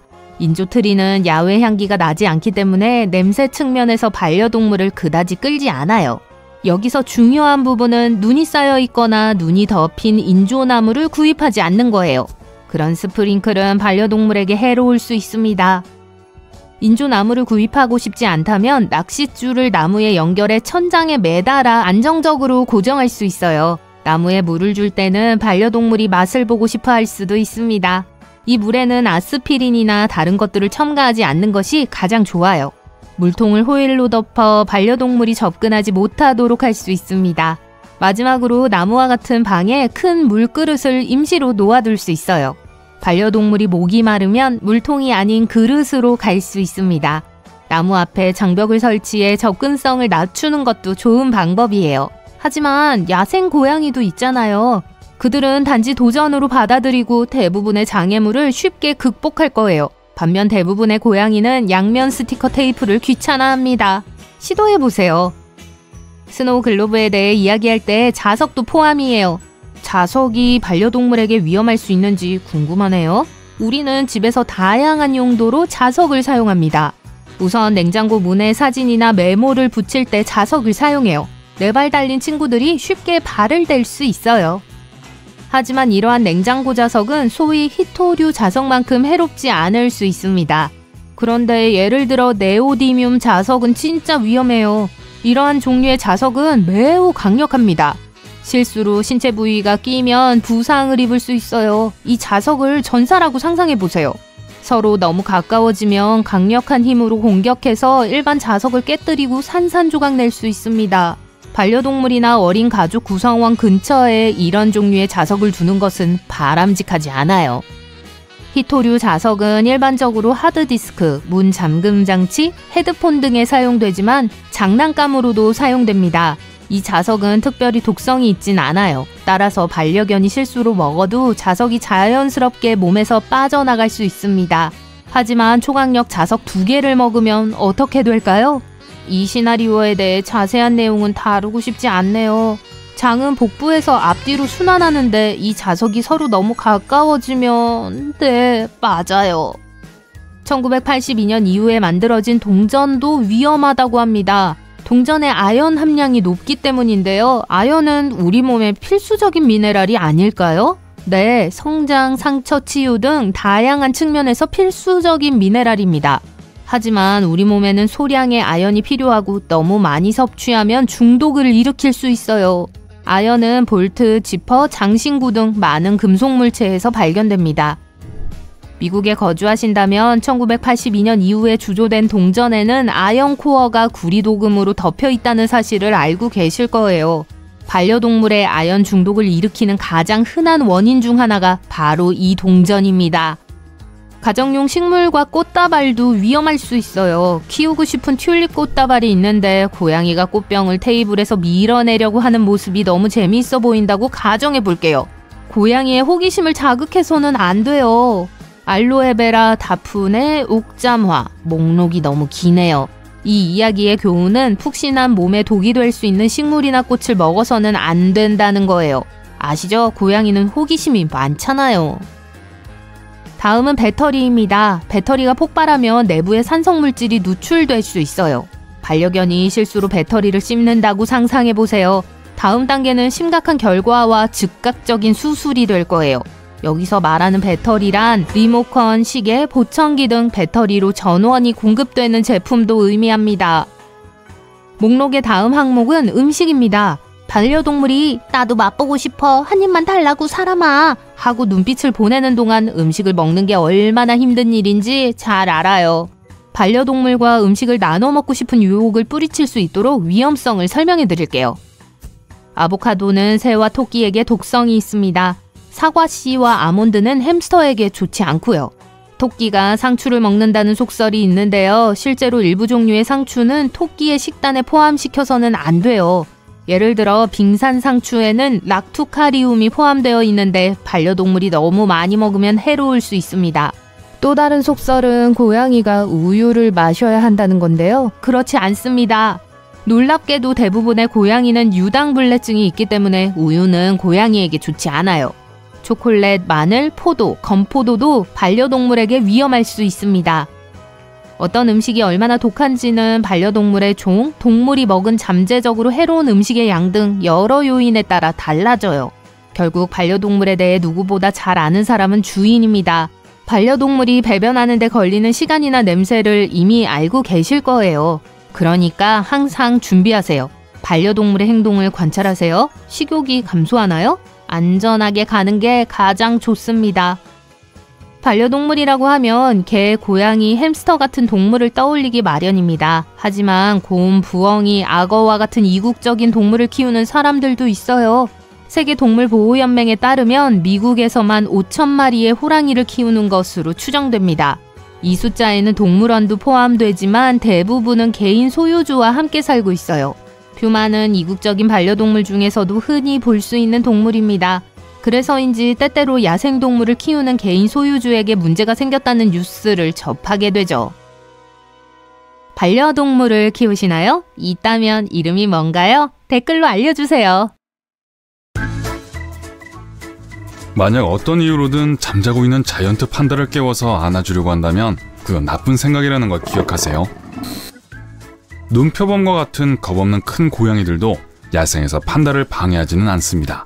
우리가 동물원에서 보는 판다는 그렇게 활동적이지 않을 수도 있지만 판다는 여전히 강력하게 물 수 있는 거대한 턱을 가지고 있어요. 판다의 큰 가짜 엄지손가락은 적을 단단히 잡을 수 있도록 해줍니다. 레오파드 바다 표범에 대한 가장 흔한 오해는 항상 웃고 있는 것처럼 보인다는 거예요. 하지만 바다 표범은 사실 공격적인 동물이고 뛰어난 외톨이 사냥꾼입니다. 심지어 먹이를 가지고 장난을 치기도 하는데 펭귄, 물고기, 오징어, 그리고 심지어 더 작은 바다 표범까지 해당됩니다. 얼마 전 레오파드 바다 표범 한 마리가 바다 생물학자를 물속 깊이 끌고 들어가기도 했어요. 음식 가지고 장난치지 마세요. 개미알기는 곤충, 감귤류 과일과 아보카도를 먹고 삽니다. 하지만 조심하세요. 이빨이 없고 시력도 나쁘고 청력도 나빠요. 할아버지처럼 들린다고요? 개미알기는 공격적이지 않고 사람들과 멀리 떨어져 있습니다. 하지만 인간이 자기 영역을 침범하면 사납게 변할 수 있고 싸우기도 해요. 뒷다리로 서서 꼬리로 균형을 잡으면서 제규어를 다치게 할 정도로 강한 발톱으로 공격합니다. 랜드로버도요. 털복숭이 알카파는 착하게만 보일지 모르지만 여전히 스스로를 방어하는 방법을 가지고 있어요. 알파카는 3m까지 침을 뱉을 수 있습니다. 이 침이 눈에 들어가는 걸 원하는 분은 없을 거예요. 침에는 씹은 풀과 함께 위산이 포함되어 있거든요. 또한 입 뒤쪽에 있는 날카로운 이빨로 물 수도 있습니다.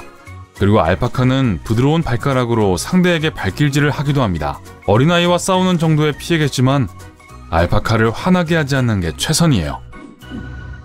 태즈메니아 데블이 심술궂은 성격으로 변하는 3가지 상황이 있습니다. 근처에 포식자가 있을 때, 짝을 두고 경쟁할 때, 그리고 먹이를 지키려고 할 때입니다. 벅스번이랑도 사이가 안 좋지만 그건 만화 얘기죠. 이 녀석들은 보통 곤충, 새, 개구리, 물고기를 먹고 삽니다. 그리고 사냥보다는 남긴 먹이를 청소하는 걸 더 좋아해요. 하지만 만약 여러분이 어떤 이유로든 그들의 영역을 침입한다면 물릴 수 있다는 사실을 명심하세요. 그들의 이빨은 뼈를 부숴서 먹을 수 있을 만큼 튼튼합니다.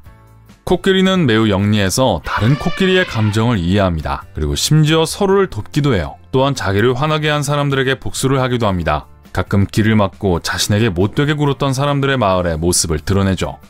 수컷 코끼리는 암컷과 싸울 때 특히 공격적입니다. 그 거대한 발을 조심하세요. 코끼리 발은 정말로 큰 손상을 입힐 수 있습니다. 코임도 세요. 보그는 포식자로부터 자신을 보호하기 위해 보통 크기를 몇 배까지 부풀릴 수 있습니다. 우리 형도 그렇게 할 수 있어요. 농담이에요.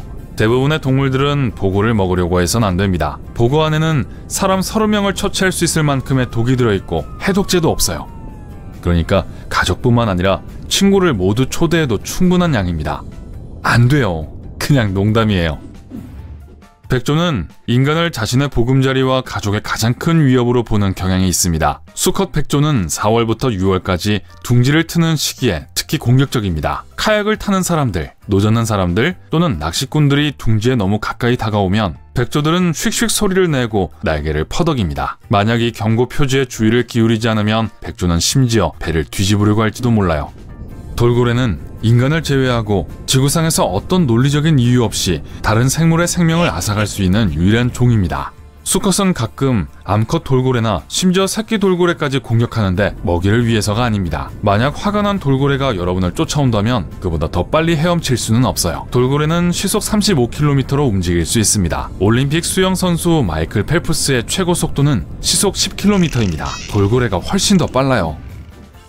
늘보 원숭이는 세계에서 유일하게 독이 있는 영장류입니다. 팔꿈치에 독을 가지고 있어요. 독은 새끼를 보호하기 위해 몸치장을 하는 동안 입으로 전달됩니다. 게다가 그들이 무서운 존재라는 것을 보여주는 특별한 무늬를 사용하여 비단뱀이나 수리매와 같은 포식자들을 쫓아버리죠. 만일 늘보 원숭이가 자신의 영역에 침범하거나 자신을 성가시게 하는 사람을 물게 되면 발진, 과민성 쇼크 혹은 더 나쁜 결과를 초래할 수 있어요. 엄청난 무게와 서투른 몸짓에도 불구하고 하마는 사람보다 훨씬 더 빨리 달릴 수 있습니다. 그리고 하마가 훨씬 더 날카로운 이빨을 가지고 있어요. 만약 무릉덩이로 가는 하마를 방해하면 공격성을 드러낼 겁니다. 하지만 공격을 하기 전에 몇 가지 경고 신호를 보낼 거예요. 하마가 하품을 하거나 웃음소리 같은 소리를 내면 곧 화를 낼 거라는 뜻입니다. 좀 헷갈리네요. 그렇죠? 푸른고리 문어는 정말 작지만 독은 청산가리보다 1000배나 강합니다. 보통 새우, 게, 그리고 작은 물고기를 사냥할 때 독을 사용하죠. 만약 문어가 위협을 느끼면 경고로서 푸른 고리를 번쩍입니다. 주의를 기울이지 않으면 물지도 몰라요. 물린 것 자체를 알아차리지 못할 수도 있지만 몇 분 후에 분명히 증상을 느끼게 될 거예요. 구역질, 마비, 그리고 심지어 감각과 운동 능력의 상실이 나타날 수 있어요. 그러니까 발 아래를 조심하세요. 원뿔 달팽이는 심각하게 위험한 생물입니다. 작살 같은 이빨로 상대를 찌른 뒤 독을 주입합니다. 작은 원뿔 달팽이가 여러분을 공격한다면 벌에 쏘인 것처럼 느껴질 거예요. 만약 운이 나빠서 큰 달팽이에 물린다면 감각마비, 부종, 근육마비, 시력 변화, 그리고 심지어 호흡곤란을 일으킬 수 있습니다. 캐나다 기러기는 수년 동안 인간과 가까이 살아왔습니다. 하지만 여전히 우리가 그들의 집 근처로 가는 것을 경계합니다. 특히 봄 짝짓기 시즌에는요. 이때 수컷 거위들은 짝이나 알, 새끼에게 위협으로 보이는 사람들을 쫓고 물 수 있습니다. 만약에 심각하게 화난 새의 공격을 피하고 싶다면 할 수 있는 최선의 방법은 천천히 뒤로 물러나는 것입니다. 다람쥐는 야생과 도시에 적이 많습니다. 모든 적에 대항하는 다람쥐의 무기는 속도와 민첩성입니다. 대부분의 경우 다람쥐 근처에 가는 것은 안전합니다. 하지만 다람쥐도 여전히 다른 야생동물들처럼 예측할 수 없어요. 때때로 닥치는 대로 무는 경우가 있으니까 조심하세요. 광견병과 같은 질병을 옮길 수도 있어요. 애완동물이나 아이들을 공격할 가능성이 더 높지만 어른을 물 수도 있습니다. 그러니까 안전을 위해서 항상 애완동물이나 아이들 뒤로 걸어가세요. 물론 농담입니다. 만약 캥거루가 뒷다리로 일어나는 것을 보거든 뒤로 물러서세요. 지금 캥거루가 여러분이 암컷이나 먹이에 위협이 된다고 생각하고 경고하는 겁니다. 다른 캥거루와 능숙하게 권투를 할 수 있고 매우 긴 다리와 날카로운 발톱을 가지고 있습니다. 캥거루는 발차기에 추가적인 힘을 주기 위해 공중으로 뛰어오릅니다. 캥거루의 발차기는 뼈를 부러뜨릴 만큼 강력해요. 오리너구리는 이빨이 없고 주로 곤충과 조개류를 먹습니다. 유일하게 알을 낳는 두 포유류 중 하나인데요. 이 희한한 동물도 사람에게 해를 끼칠 수 있어요. 수컷 오리너구리는 뒷발꿈치에 날카로운 돌기가 숨어 있습니다. 이 돌기에는 개를 쓰러뜨릴 만큼 강한 독이 있어요. 코알라는 유칼립투스 잎을 먹는 것에서 대부분의 수분을 얻습니다. 그리고 날카로운 이빨과 발톱으로 자신을 보호합니다. 코알라가 자신을 너무 세게 껴안는 사람을 핥히면 심하게 감염될 수 있습니다. 너구리는 여러분의 뒷마당을 포함한 어떤 환경에도 쉽게 적응할 수 있습니다. 인간을 직접 공격하는 일은 거의 없지만 집을 손상시키고 병을 옮길 수 있어요. 너구리는 쓰레기통에서 새둥지에 이르기까지 음식을 얻기 위해 어디든 갑니다. 그래서 많은 감염 질환을 옮기게 되는 거예요. 질병 말고도 너구리는 치유하는 데 오랜 시간이 걸리는 고약한 상처를 줄 수 있습니다. 여러분이 자기 댐을 위협하고 있다고 생각하면 비버는 경고 표시로 꼬리로 물을 때리기 시작할 거예요. 여러분이 경고를 무시한다면 비버는 가족을 보호하기 위해 날카로운 이빨을 사용하려고 할 것입니다. 그러니까 비버는 건드리지 마세요. 비버의 공격으로부터 자신을 보호할 수 있는 방법이 있습니다. 바로 비버 클리버입니다. 그냥 옛날 TV쇼의 주인공이에요. 수달은 뒤로 누워 수영을 하면서 많은 시간을 보내고 뒷정리는 신경 쓰지 않습니다. 물고기 조각을 남기기 때문에 질병을 옮기는 곤충들을 유인하게 되죠. 너무 지저분하다는 건 외에도 원하지 않는 방문객들에게 사용할 수 있는 강력한 치아를 가지고 있어요. 화식조는 지구상에서 가장 위험한 새입니다. 한 마리의 무게가 성인만큼 나갈 수 있고 길고 강력한 다리와 날카로운 발톱을 가지고 있습니다. 시속 48km로 여러분을 쫓아올 수 있어요. 하지만 다행히도 화식조는 싸움을 피하려고 노력합니다. 화식조의 공격 대상이 되고 싶지 않다면 안전한 거리를 유지하고 자극하지 마세요. 알겠죠? 좋아요. 누가 이길 것 같나요? 배고픈 곰과 잘 익은 베리 중에서요. 환한 호랑이와 아름다운 꽃은요? 거대한 비단뱀과 녹색 덤불 중에서는요? 답은 그렇게 명확하진 않아요. 이제 누가 진짜로 정글과 숲을 통제하고 있는지 알게 될 거예요. 지구에서 제일 위험한 식물들을 만나봅시다. 이건 독미나리입니다. 북미의 들판과 목초지의 늪지대에서 자라요. 또 강과 개울가에서 이 식물을 찾아볼 수 있어요. 해가 없어 보이지만 미국에서 독성이 제일 강한 식물 중 하나예요. 독미나리의 독은 15분 안에 성인에게 치명적인 피해를 입힐 수 있어요. 하지만 삼켰을 때만이에요. 대부분의 사람들이 실수로 이걸 아티초크, 샐러리, 아니스로 착각합니다. 위험한 독에도 불구하고 독미나리는 편두통과 장 질환을 치료하는 데 사용돼요. 이 식물은 가축에 많은 피해를 입혔어요. 서양 등골나물은 들판과 목초지에서 자라요. 소가 그걸 베어 물면 식물은 지용성 독소를 방출해요. 이 독은 동물 내부뿐만 아니라 우유에도 들어가요. 우유를 마시는 어린 송아지들도 감염되죠. 독이 든 우유는 사람에게도 위험해요. 문제는 북미가 원산지인 이 식물은 가장 오래 사는 가을꽃 중 하나라는 점이에요. 이제 현대의 농장에서는 이 식물의 독은 그렇게 위험하지 않아요. 하지만 작은 개인 목장에서는 서양 등골나물이 최고로 위험해요. 우리 모두 두 종류의 콩을 알아요. 우리가 먹는 콩과 제기 거인의 왕국에 가기 위해 사용했던 콩이요. 거기에다 독이 있는 것들이 있어요. 이건 피마자씨라고 불려요. 세계에서 가장 위험한 독소 중 하나인 리신을 함유하고 있죠. 몸에 들어가자마자 생명의 필수적인 단백질 생산을 막아요. 이 단백질 없이는 세포는 기능을 멈춰요. 세포가 더 많이 파괴될수록 몸은 더 고통받아요. 피마자씨를 짜면 리신이 나와요. 몇몇 콩들은 탈수, 약화, 환각, 발작, 그리고 다양한 문제들을 일으킬 수 있죠. 치명적인 손상을 입는데 약 7개의 콩으로 충분해요. 그러니까 어떻게 생겼는지 기억해서 숲에서 보면 절대 만지지 마세요. 지구에서 가장 아름다운 식물 중 하나는 가장 위험한 식물이기도 합니다. 엽죽도입니다. 모든 게 독이에요. 줄기, 뿌리, 그리고 분홍색 꽃도요. 심지어 이 식물의 작은 부분도 심각한 중독을 일으킬 수 있어요. 심각한 문제를 일으키기 위해서 위장 안에 들어갈 필요도 없어요. 꽃즙에 조금만 닿아도 알레르기가 생겨요. 그리고 태우려고 하지 마세요. 엽죽도를 태우는 연기에도 독성 효과가 있기 때문이죠. 이제 세계에서 제일 위험한 식물이에요. 한 번만 만져도 몇 년 동안 아플 수 있고 아니면 평생 그 결과를 느낄지도 몰라요.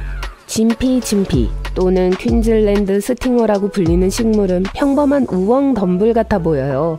전혀 독이 있는 것 같지 않죠. 하지만 이 식물 옆에 서 있는다면 숨이 막히고 눈에서 눈물이 나올 거예요. 이 꽃의 잎에는 수천 개의 작은 독성털이 있어요. 너무 가벼워서 공기 중에 떠 있으면서 바람에 의해 퍼질 수 있죠. 그래서 이 식물이 보고 싶다면 방독면을 써야 해요. 하지만 진피를 살짝 건드리면 아주 곤란해질 거예요. 어떤 사람들은 진피에게 한 번 쏘인 걸 동시에 말벌 30마리에 쏘인 것에 비유해요. 독이 있는 털은 피부 아래로 쉽게 침투해 자극과 통증을 유발해요. 문제는 여러분이 그걸 뺄 수 없단 거예요.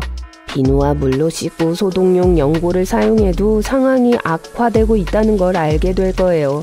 털을 거기서 뽑을 수 없어요. 거기에 박혀 독소를 배출하면서 여러분을 미치게 해요. 과학자들은 독소가 어떤 성분으로 구성되어 있는지 모르기 때문에 아직 해독제는 없어요. 저온과 고온에도 견딜 수 있죠. 불쾌한 느낌이 몇 시간, 며칠, 심지어 몇 달 동안 지속될 수 있어요. 이 식물을 만진 사람들은 침으로 인한 고통이 몇 년이 지난 후에도 다시 돌아왔었다고 말했어요. 하지만 털을 제거하는 게 불가능하다면 유일한 방법은 털에서 독이 빠지길 기다리는 거예요. 하지만 여기엔 또 다른 문제가 있어요. 장갑을 끼고 진피 잎 한 장을 뜯어 실험실에 넣어보세요. 그걸 말리고 몇 년 동안 잊고 있어 보세요. 그리고 여기 여러분 앞에 시들어 거의 파괴된 나뭇잎이 있어요. 해롭지 않아 보이지만 아니에요. 수년이 지난 후에도 독이 있는 털들이 잎의 표면에 남아 여전히 독소 효과를 일으켜요. 진피는 호주에서만 자라요. 태양과 울창한 녹색 숲을 사랑하죠. 관광객들과 벌목꾼들에게 심각한 위험을 입히곤 했었어요. 하지만 지금 이 식물이 있는 모든 곳에는 경고 표지로 표시되어 있어요. 식물 전시회에서 과학자들은 사람들이 그걸 만지지 못하도록 이 식물을 우리에 넣어놨어요. 묵주 완두콩은 검은 눈을 가진 흰 씨앗 또는 흰 눈을 가진 검은 씨앗이에요. 이 식물들은 아프리카, 아시아, 호주, 그리고 태평양 지역에서 발견할 수 있어요. 어떤 종들은 사람들에 의해 플로리다와 하와이로 운반되었습니다. 도시 거리에서도 이 식물을 만날 수 있어요. 묵주 완두콩 씨앗은 보석과 몇몇 장난감에 사용되었어요. 묵주 완두콩 팔찌를 차고 있는 사람들은 아마 씨앗의 독성에 대해 모르고 있을 거예요. 피마자씨와 묵주 완두콩은 세포 파괴에 기여해요. 흥미롭게도 묵주 완두콩은 장식으로 사용될 뿐만 아니라 특정 건강 상태를 치료하는 데에도 사용돼요. 목록에서 유일하게 유독해 보이는 독성 식물이에요. 아마 봤을 때 손으로 짚고 싶진 않을 거예요. 동맥이나 확대된 신경계 같아 보이는 이 빨간 줄기를 보세요. 그리고 이 열매들은 눈과 비슷해요. 인형의 눈은 좀 소름 끼치는 것 같아요. 내부 구조 또한 외관만큼이나 불쾌해요. 인형의 눈에는 위험한 독소가 있어요. 오래 자랄수록 구성 성분의 독성은 더 강해져요. 인형의 눈의 화학물질에는 근육과 심장을 진정시키는 효과가 있어요. 그 뜻은 몸의 긴장이 너무 풀려서 작동을 멈출 수 있다는 뜻이죠. 아마 이 식물은 실제 또는 야생동물 영화에서 봤을 거예요. 파리 지옥풀은 육식성 식물의 희귀한 대표자예요. 다행히도 곤충에게만큼 인간에게 위험하지 않아요. 하지만 어쨌거나 거기에 손가락을 찔러 넣으면 안 돼요. 자, 이런 식으로 되는 거예요. 식물이 입을 벌려요. 가운데 향긋한 냄새가 나는 빨간 꽃잎이 있어요. 이건 미끼예요. 파리나 딱정벌레가 이걸 알아차리곤 맛보려고 해요. 꽃 안으로 올라가요. 하지만 파리 지옥풀은 바로 다치지 않아요. 식물 안에 있는 작고 민감한 털들이 파리의 움직임을 세요. 만약 파리가 20초 안에 2번 이상 움직이면 식물은 1초 내에 입을 닫아요. 이 간격은 쓰레기가 파리 지옥풀에 떨어졌을 때 불필요하게 닿는 걸 방지해줘요. 그럼 파리는 갇히게 돼요. 식물의 턱에 있는 털 같은 게 새장처럼 작용해요. 먹이는 도망갈 수 없어요. 그러고 나서 파리 지옥풀은 파리를 파괴하는 소화액을 입에 주입해요. 5일에서 10일 후에 식물은 다시 열려 새로운 점심을 기다려요. 파리 지옥풀은 파리, 딱정벌레, 거미, 그리고 심지어 작은 개구리도 먹을 수 있어요. 큰 멧돼지풀은 모든 식물들 중에서 제일 막대한 피해를 입혀요. 특별히 한 사람에게가 아니라 숲과 들판 전체에 위험해요. 큰 멧돼지풀은 침입성 식물이에요. 기생충과 같죠. 빠르게 증식해서 그 지역의 다른 모든 꽃들을 파괴해요. 곤충들은 큰 멧돼지풀을 먹지 않아요. 큰 멧돼지풀이 피부에 알레르기 반응을 일으키기 때문에 사람들이 그걸 파괴하는 것도 문제가 있어요. 빠르게 자라 독이 면역이 되어 오래 살아요. 큰 멧돼지풀은 1층 집 높이에 도달할 수 있고 땅속 깊이 뿌리박고 있어요. 씨앗을 방출하고 가벼운 바람이 씨앗을 수킬로미터에 걸쳐 퍼뜨려요. 과학자들이 아직 그걸 효과적으로 퇴치할 방법을 만들어내지 못했어요. 자연에서 큰 멧돼지풀을 이길 수 있는 건 없어요. 뭐 아직은요.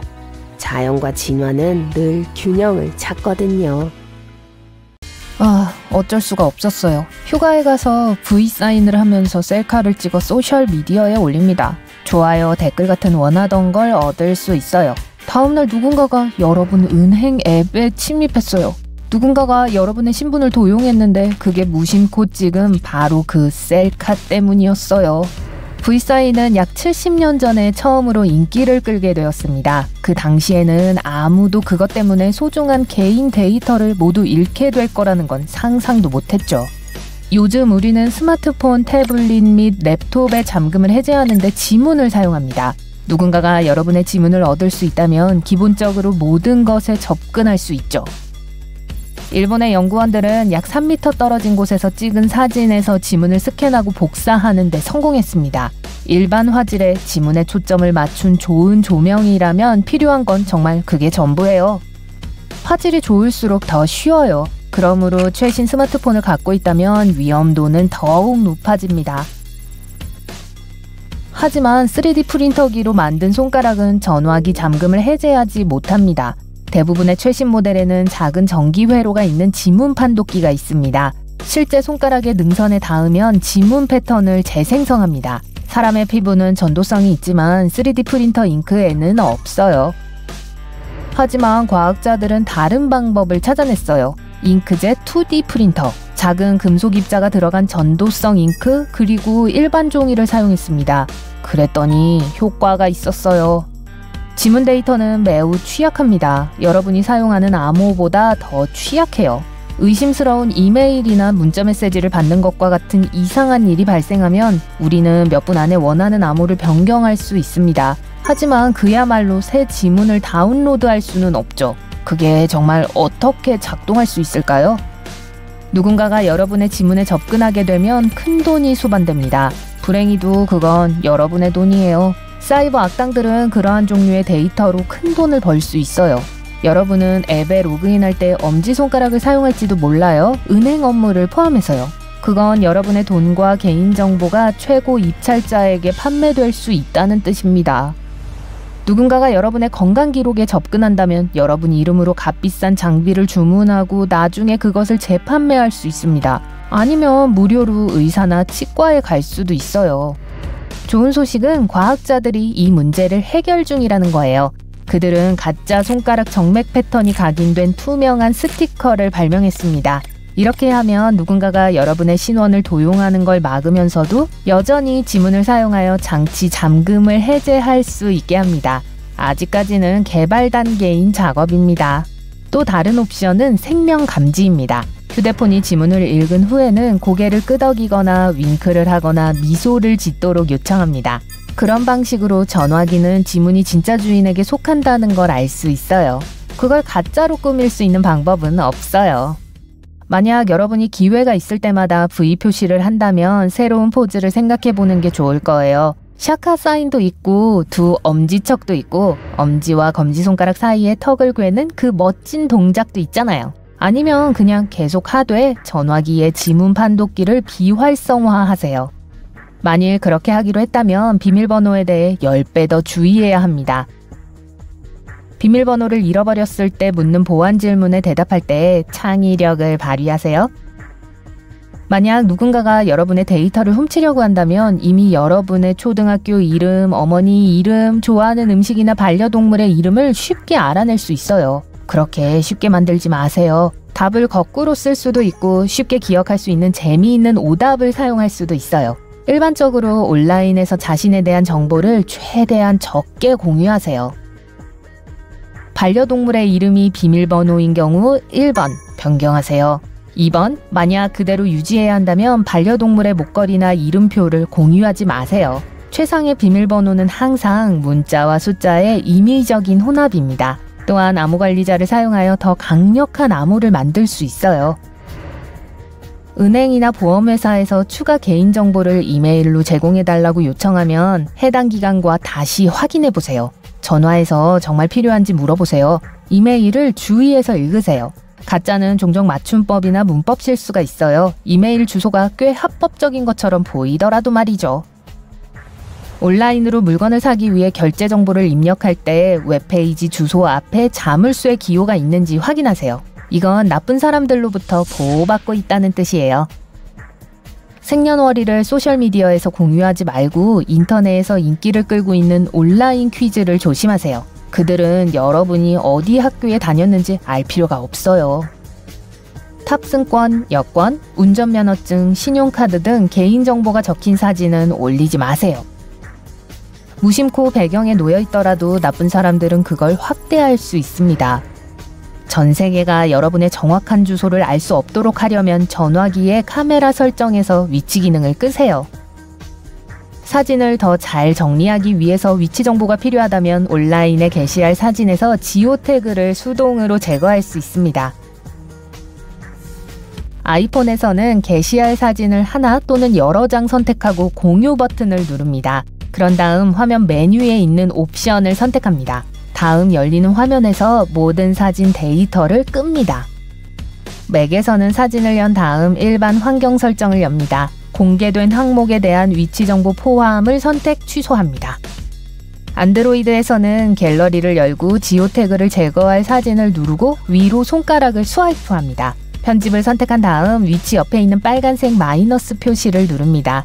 그런 다음 변경 사항을 저장합니다. 아침 출근 시간에 온라인 쇼핑을 할 때는 조심하세요. 특히 운전하고 있다면요. 아니, 아예 하지 마세요. 하지만 버스나 전철에 타고 있다면 여러분만이 볼 수 있도록 화면을 배치해보세요. 옆 사람이 여러분의 어깨 너머로 훔쳐보고 비밀번호, 신용카드 세부 정보 또는 배송 주소를 엿보는 걸 원치 않을 테니까요. 안전을 보장하려면 특수 프라이버시 화면 보호기를 장만하세요. 공용 와이파이를 사용해서 은행 거래를 하지 마세요. 네트워크의 보안이 해제되거나 웹사이트가 암호화되지 않은 경우 모든 데이터가 동일한 네트워크의 다른 사용자에게 전송될 위험이 있습니다. 여러분 계정에 로그인할 수도 있어요. 전화기에서 푸시 알림을 비활성화하거나 잠금 화면에서 볼 수 있는 것을 제한합니다. 알림을 보낸 앱의 이름이면 충분해요. 그렇지 않은 경우 공용 장소나 직장에서 잠시 동안 전화기를 손에서 놓았을 때 다른 사람이 데이터에 접근할 수 있습니다. 메시지나 알림을 읽기 위해 전화기를 잠금 해제할 필요도 없습니다. 절대 전화상으로 기밀 정보를 제출하지 마세요. 여러분이 말하는 모든 내용을 기록하거나 데이터를 어딘가에 전송하는 악성 프로그램이 있을 수 있어요.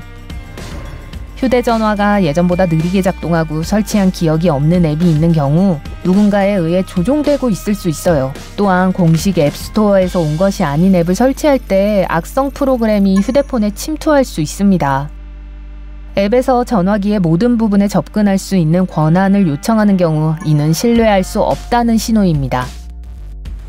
보이스피싱은 누군가가 전화로 다른 사람인 척하고 여러분의 데이터를 요청하는 경우입니다. 항상 은행, 병원 또는 상대가 주장하는 기관이 맞는지 확인하세요.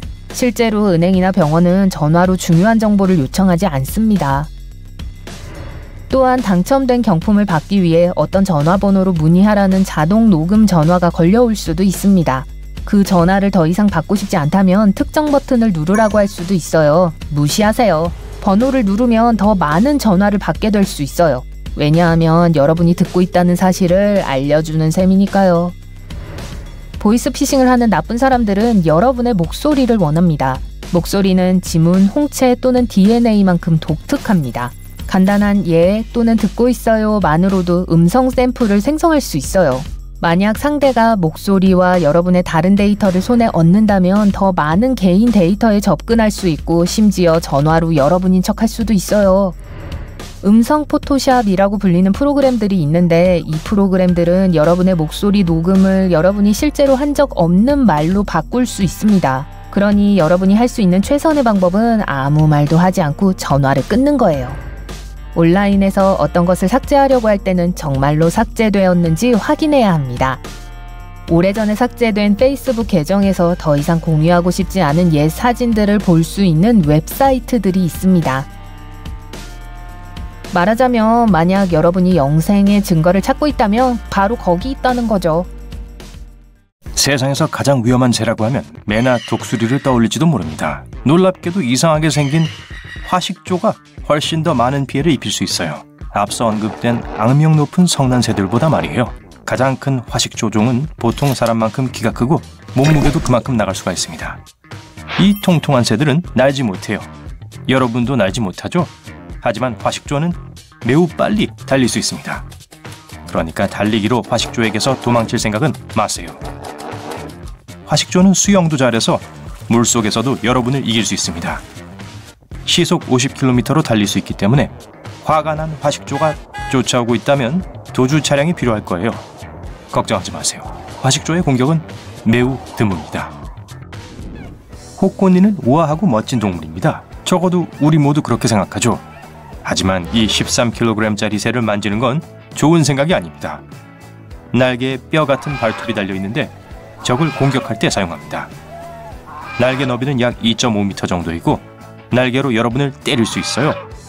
그리고 물기도 합니다. 호꼬니에게 너무 가까이 가지 마세요. 사람을 자주 공격합니다. 특히 새끼가 근처에 있을 때는요. 우아한 겉모습에 속지 마세요. 소리도 아주 요란해요. 호꼬니는 크게 쉬쉬대는 소리를 내고 때로는 짖기도 합니다. 너무 가까이 다가가고 있다는 확실한 경고예요. 인간과 까치는 항상 이상하고도 애증에 가까운 관계를 갖고 있습니다. 이 중간 크기의 새들은 때때로 매우 공격적이지만 괴롭히지 않으면 좋은 친구가 될 수도 있어요. 까치는 인간의 얼굴을 알아보기 때문에 맛있는 먹이를 주면 여러분의 발코니로 계속 찾아올 수도 있습니다. 까치를 괴롭히면 까치가 그것을 기억하고 원한을 품게 될 거예요. 혹시나 까치에게 눈을 쪼이지 않도록 조심하세요. 펠리컨은 사랑의 상징이며 새끼를 보호하기 위해 자신의 생명을 희생할 준비가 되어 있는 새라고 합니다. 아, 이제 왜 펠리컨이 먹이를 씹거나 찢지 않고 통째로 삼킬 수 있는지 분명히 알았어요. 펠리컨 둥지 근처에는 가까이 가지 않는 게 좋습니다. 물론 여러분은 작은 물고기도 아니고 펠리컨이 사람을 삼킬 수 있는 것도 아니지만 그래도 펠리컨에게 물리고 싶진 않잖아요. 좋아요. 이 새는 그 이름만으로도 약간은 겁을 줄 수 있어요. 넓적부리 황새는 엄청나게 큰 새인데 키가 최대 1.5m에 달합니다. 거의 사람 키만큼 커요. 이 새가 악어와 싸울 수 있는 것도 어찌 보면 당연하죠. 악이 악어겠지만요. 이 엄청나게 강력한 턱 덕분에 단 한 번에 싸우면서 이길 수 있습니다. 아직도 두렵지 않다고요? 게다가 이 새들은 피가 얼어붙는 것 같은 소리를 냅니다. 마치 액션 블록버스터 영화에서처럼요. 만일 겁쟁이 타조가 전혀 위험하지 않다고 생각했다면 오산입니다. 타조에 대해 잘못 알고 있는 게 또 있어요. 첫째, 타조는 사실 머리를 모래 속에 묻지 않습니다. 착시 현상이에요. 모래 속에서 어떻게 숨을 쉬겠어요? 둘째, 타조는 새끼에 대한 보호 본능이 매우 강해서 만약 타조 새끼에게 접근하려고 하면 이 헤비급의 짐승들은 자동차만큼 빨리 달릴 수 있기 때문에 최대한 빨리 도망가는 게 좋을 거예요. 아직 안 무섭다고요? 그럼 이건 어때요? 타조는 닭과 함께 티라노사우루스와 가장 가까운 살아있는 친척입니다. 호아친 새는 지독한 냄새를 제외하고는 무해해 보이지만 호아친 아기 새들은 악명 높은 날개를 가지고 있습니다. 아기 새의 날개에는 2개의 뚜렷한 발톱이 있는데 쓰임새가 다양합니다. 첫째, 포식자에 대한 일종의 보호장치입니다. 둘째, 아기 새가 둥지에서 벗어났을 때 나무에 기어오르는 데 도움이 됩니다. 일단 새가 자라면 발톱은 전이처럼 사라집니다. 때때로 크기는 별로 중요하지 않습니다. 여러분이 벌새라면 벌새의 신진대사로 정상 체중을 유지하려면 하루에 거의 150kg의 음식을 먹어야 합니다. 하지만 수명도 훨씬 짧을 거예요. 3년에서 5년 정도밖에 안 돼요. 만약 여러분이 머리를 염색한다면 생각보다 수염수리와 공통점이 더 많아질 거예요. 인간과 수염수리는 아마도 일부러 머리를 염색하는 유일한 종일 겁니다. 수염수리는 다른 새들에게 우위를 보이기 위해 깃털을 붉은 흙으로 염색합니다. 사람들은 그저 변화를 위해 염색을 하죠. 캘리포니아 콘도르는 비행기만큼 크진 않지만 어쨌든 거대합니다. 날개 너비는 거의 3m에 달합니다. 잠재적으로 사람들에게 위험할 수 있지만 여러분이 이 새들을 만날 가능성은 희박합니다. 미국에는 약 200마리밖에 없어요. 자, 여러분이 냉장고에서 맛있는 것을 찾고 있는데 정말 원하는 걸 찾을 수가 없다고 해보죠. 만약 여러분이 바시안 개똥집 바귀였다면 냉장고에서 방귀를 뀌었을 거예요. 지저분하게 들리지만 이 새들은 이런 방법으로 숨은 지렁이를 찾습니다. 가스 공격에 놀란 지렁이들은 쉬운 타깃이 되죠. 코를 막고 맛있게 드세요. 좋아요. 이상한 이야기는 이제 그만하고 하늘을 보세요. 이 목록에서 독이 있는 새를 기대하진 않겠지만 두건 피토비를 소개합니다. 과학자들은 이 새들을 만진 후에 무감각과 다는 듯한 느낌을 계속 경험하고 나서 새에게 독성이 있다는 걸 발견했습니다. 깃털, 특히 아랫부분에는 많은 독이 있습니다. 이 새들은 독소를 스스로 생산하진 않아요. 아마도 새들이 먹는 딱정벌레로부터 독소를 얻는 것 같습니다. 아니면 발톱 날개 기러기는 어때요? 이 녀석들 역시 독성이 있는 것으로 악명이 높으며 독성은 물집 딱정벌레를 먹는 것에서 비롯됩니다. 웩! 만지는 것은 안전하지만 먹었다가는 되돌릴 수 없는 결과를 초래할 수 있어요. 익혀 먹는다 해도 독소는 남아있습니다. 먹지 않는 게 좋은 또 하나의 새는 커먼 퀘일입니다. 보통 가금류로 사육하는 메추라기와 혼동하지 마세요. 커먼 퀘일은 독이 있어서 심지어 신부전과 같은 끔찍한 결과를 초래할 수도 있습니다. 이 새가 먹는 특정 식물 때문인데요. 좋은 소식은 새들이 이동하는 기간 동안에만 독성이 있고 그 외 기간에는 맛있고 안전하다는 점입니다. 만약 확실하지 않고 근육통을 원하지 않는다면 아예 먹지 않는 것이 좋습니다. 솜털이 보송보송한 눈 올빼미를 발견한다면 눈을 감고 달리세요. 순수해 보이는 외모와는 달리 면도날처럼 날카로운 발톱을 가지고 있고 그걸 아주 효과적으로 사용합니다. 발톱을 머리, 눈처럼 가장 약한 부분을 향하게 하죠. 아시겠죠? 눈 올빼미는 건드리지 마세요. 접촉을 피하는 게 좋은 또 다른 종은 떼까치입니다. 겉보기에는 해가 없어 보여요. 이 작은 몸집에 순수한 눈을 보세요. 하지만 절대 속지 마세요. 어떻게 생겼는지 잘 기억해 두시고 절대 만지지 마세요. 이 새들은 악명 높은 중남미 다트개구리만큼 독성이 강합니다. 파란머리 아프리타는 작긴 하지만 이 작은 새를 천하무적으로 만드는 독성 메커니즘을 가지고 있습니다. 이 새들은 특별한 독소를 제공하는 특정 종류의 딱정벌레만 먹습니다. 만지기만 해도 독 때문에 감각을 잃게 될 거예요. 익혀도 독소가 사라지지 않아 먹을 수 없습니다. 검독수리는 조류 세계에서 가장 힘이 셉니다. 최대 1.8kg의 무게를 운반할 수 있어요. 거북이나 다른 먹이를 쉽게 낚아챕니다. 이 힘센 새들은 어린아기를 채워갈 수 있을 만큼 강하지만 실제로 그런 경우는 없습니다. 게다가 몽골에서는 사람들이 늑대를 사냥하는데 이 독수리를 사용하기도 합니다. 캐나다 기러기는 여러 해 동안 인간 가까이 살았지만 인간이 둥지 근처에 다가가는 걸 여전히 경계합니다.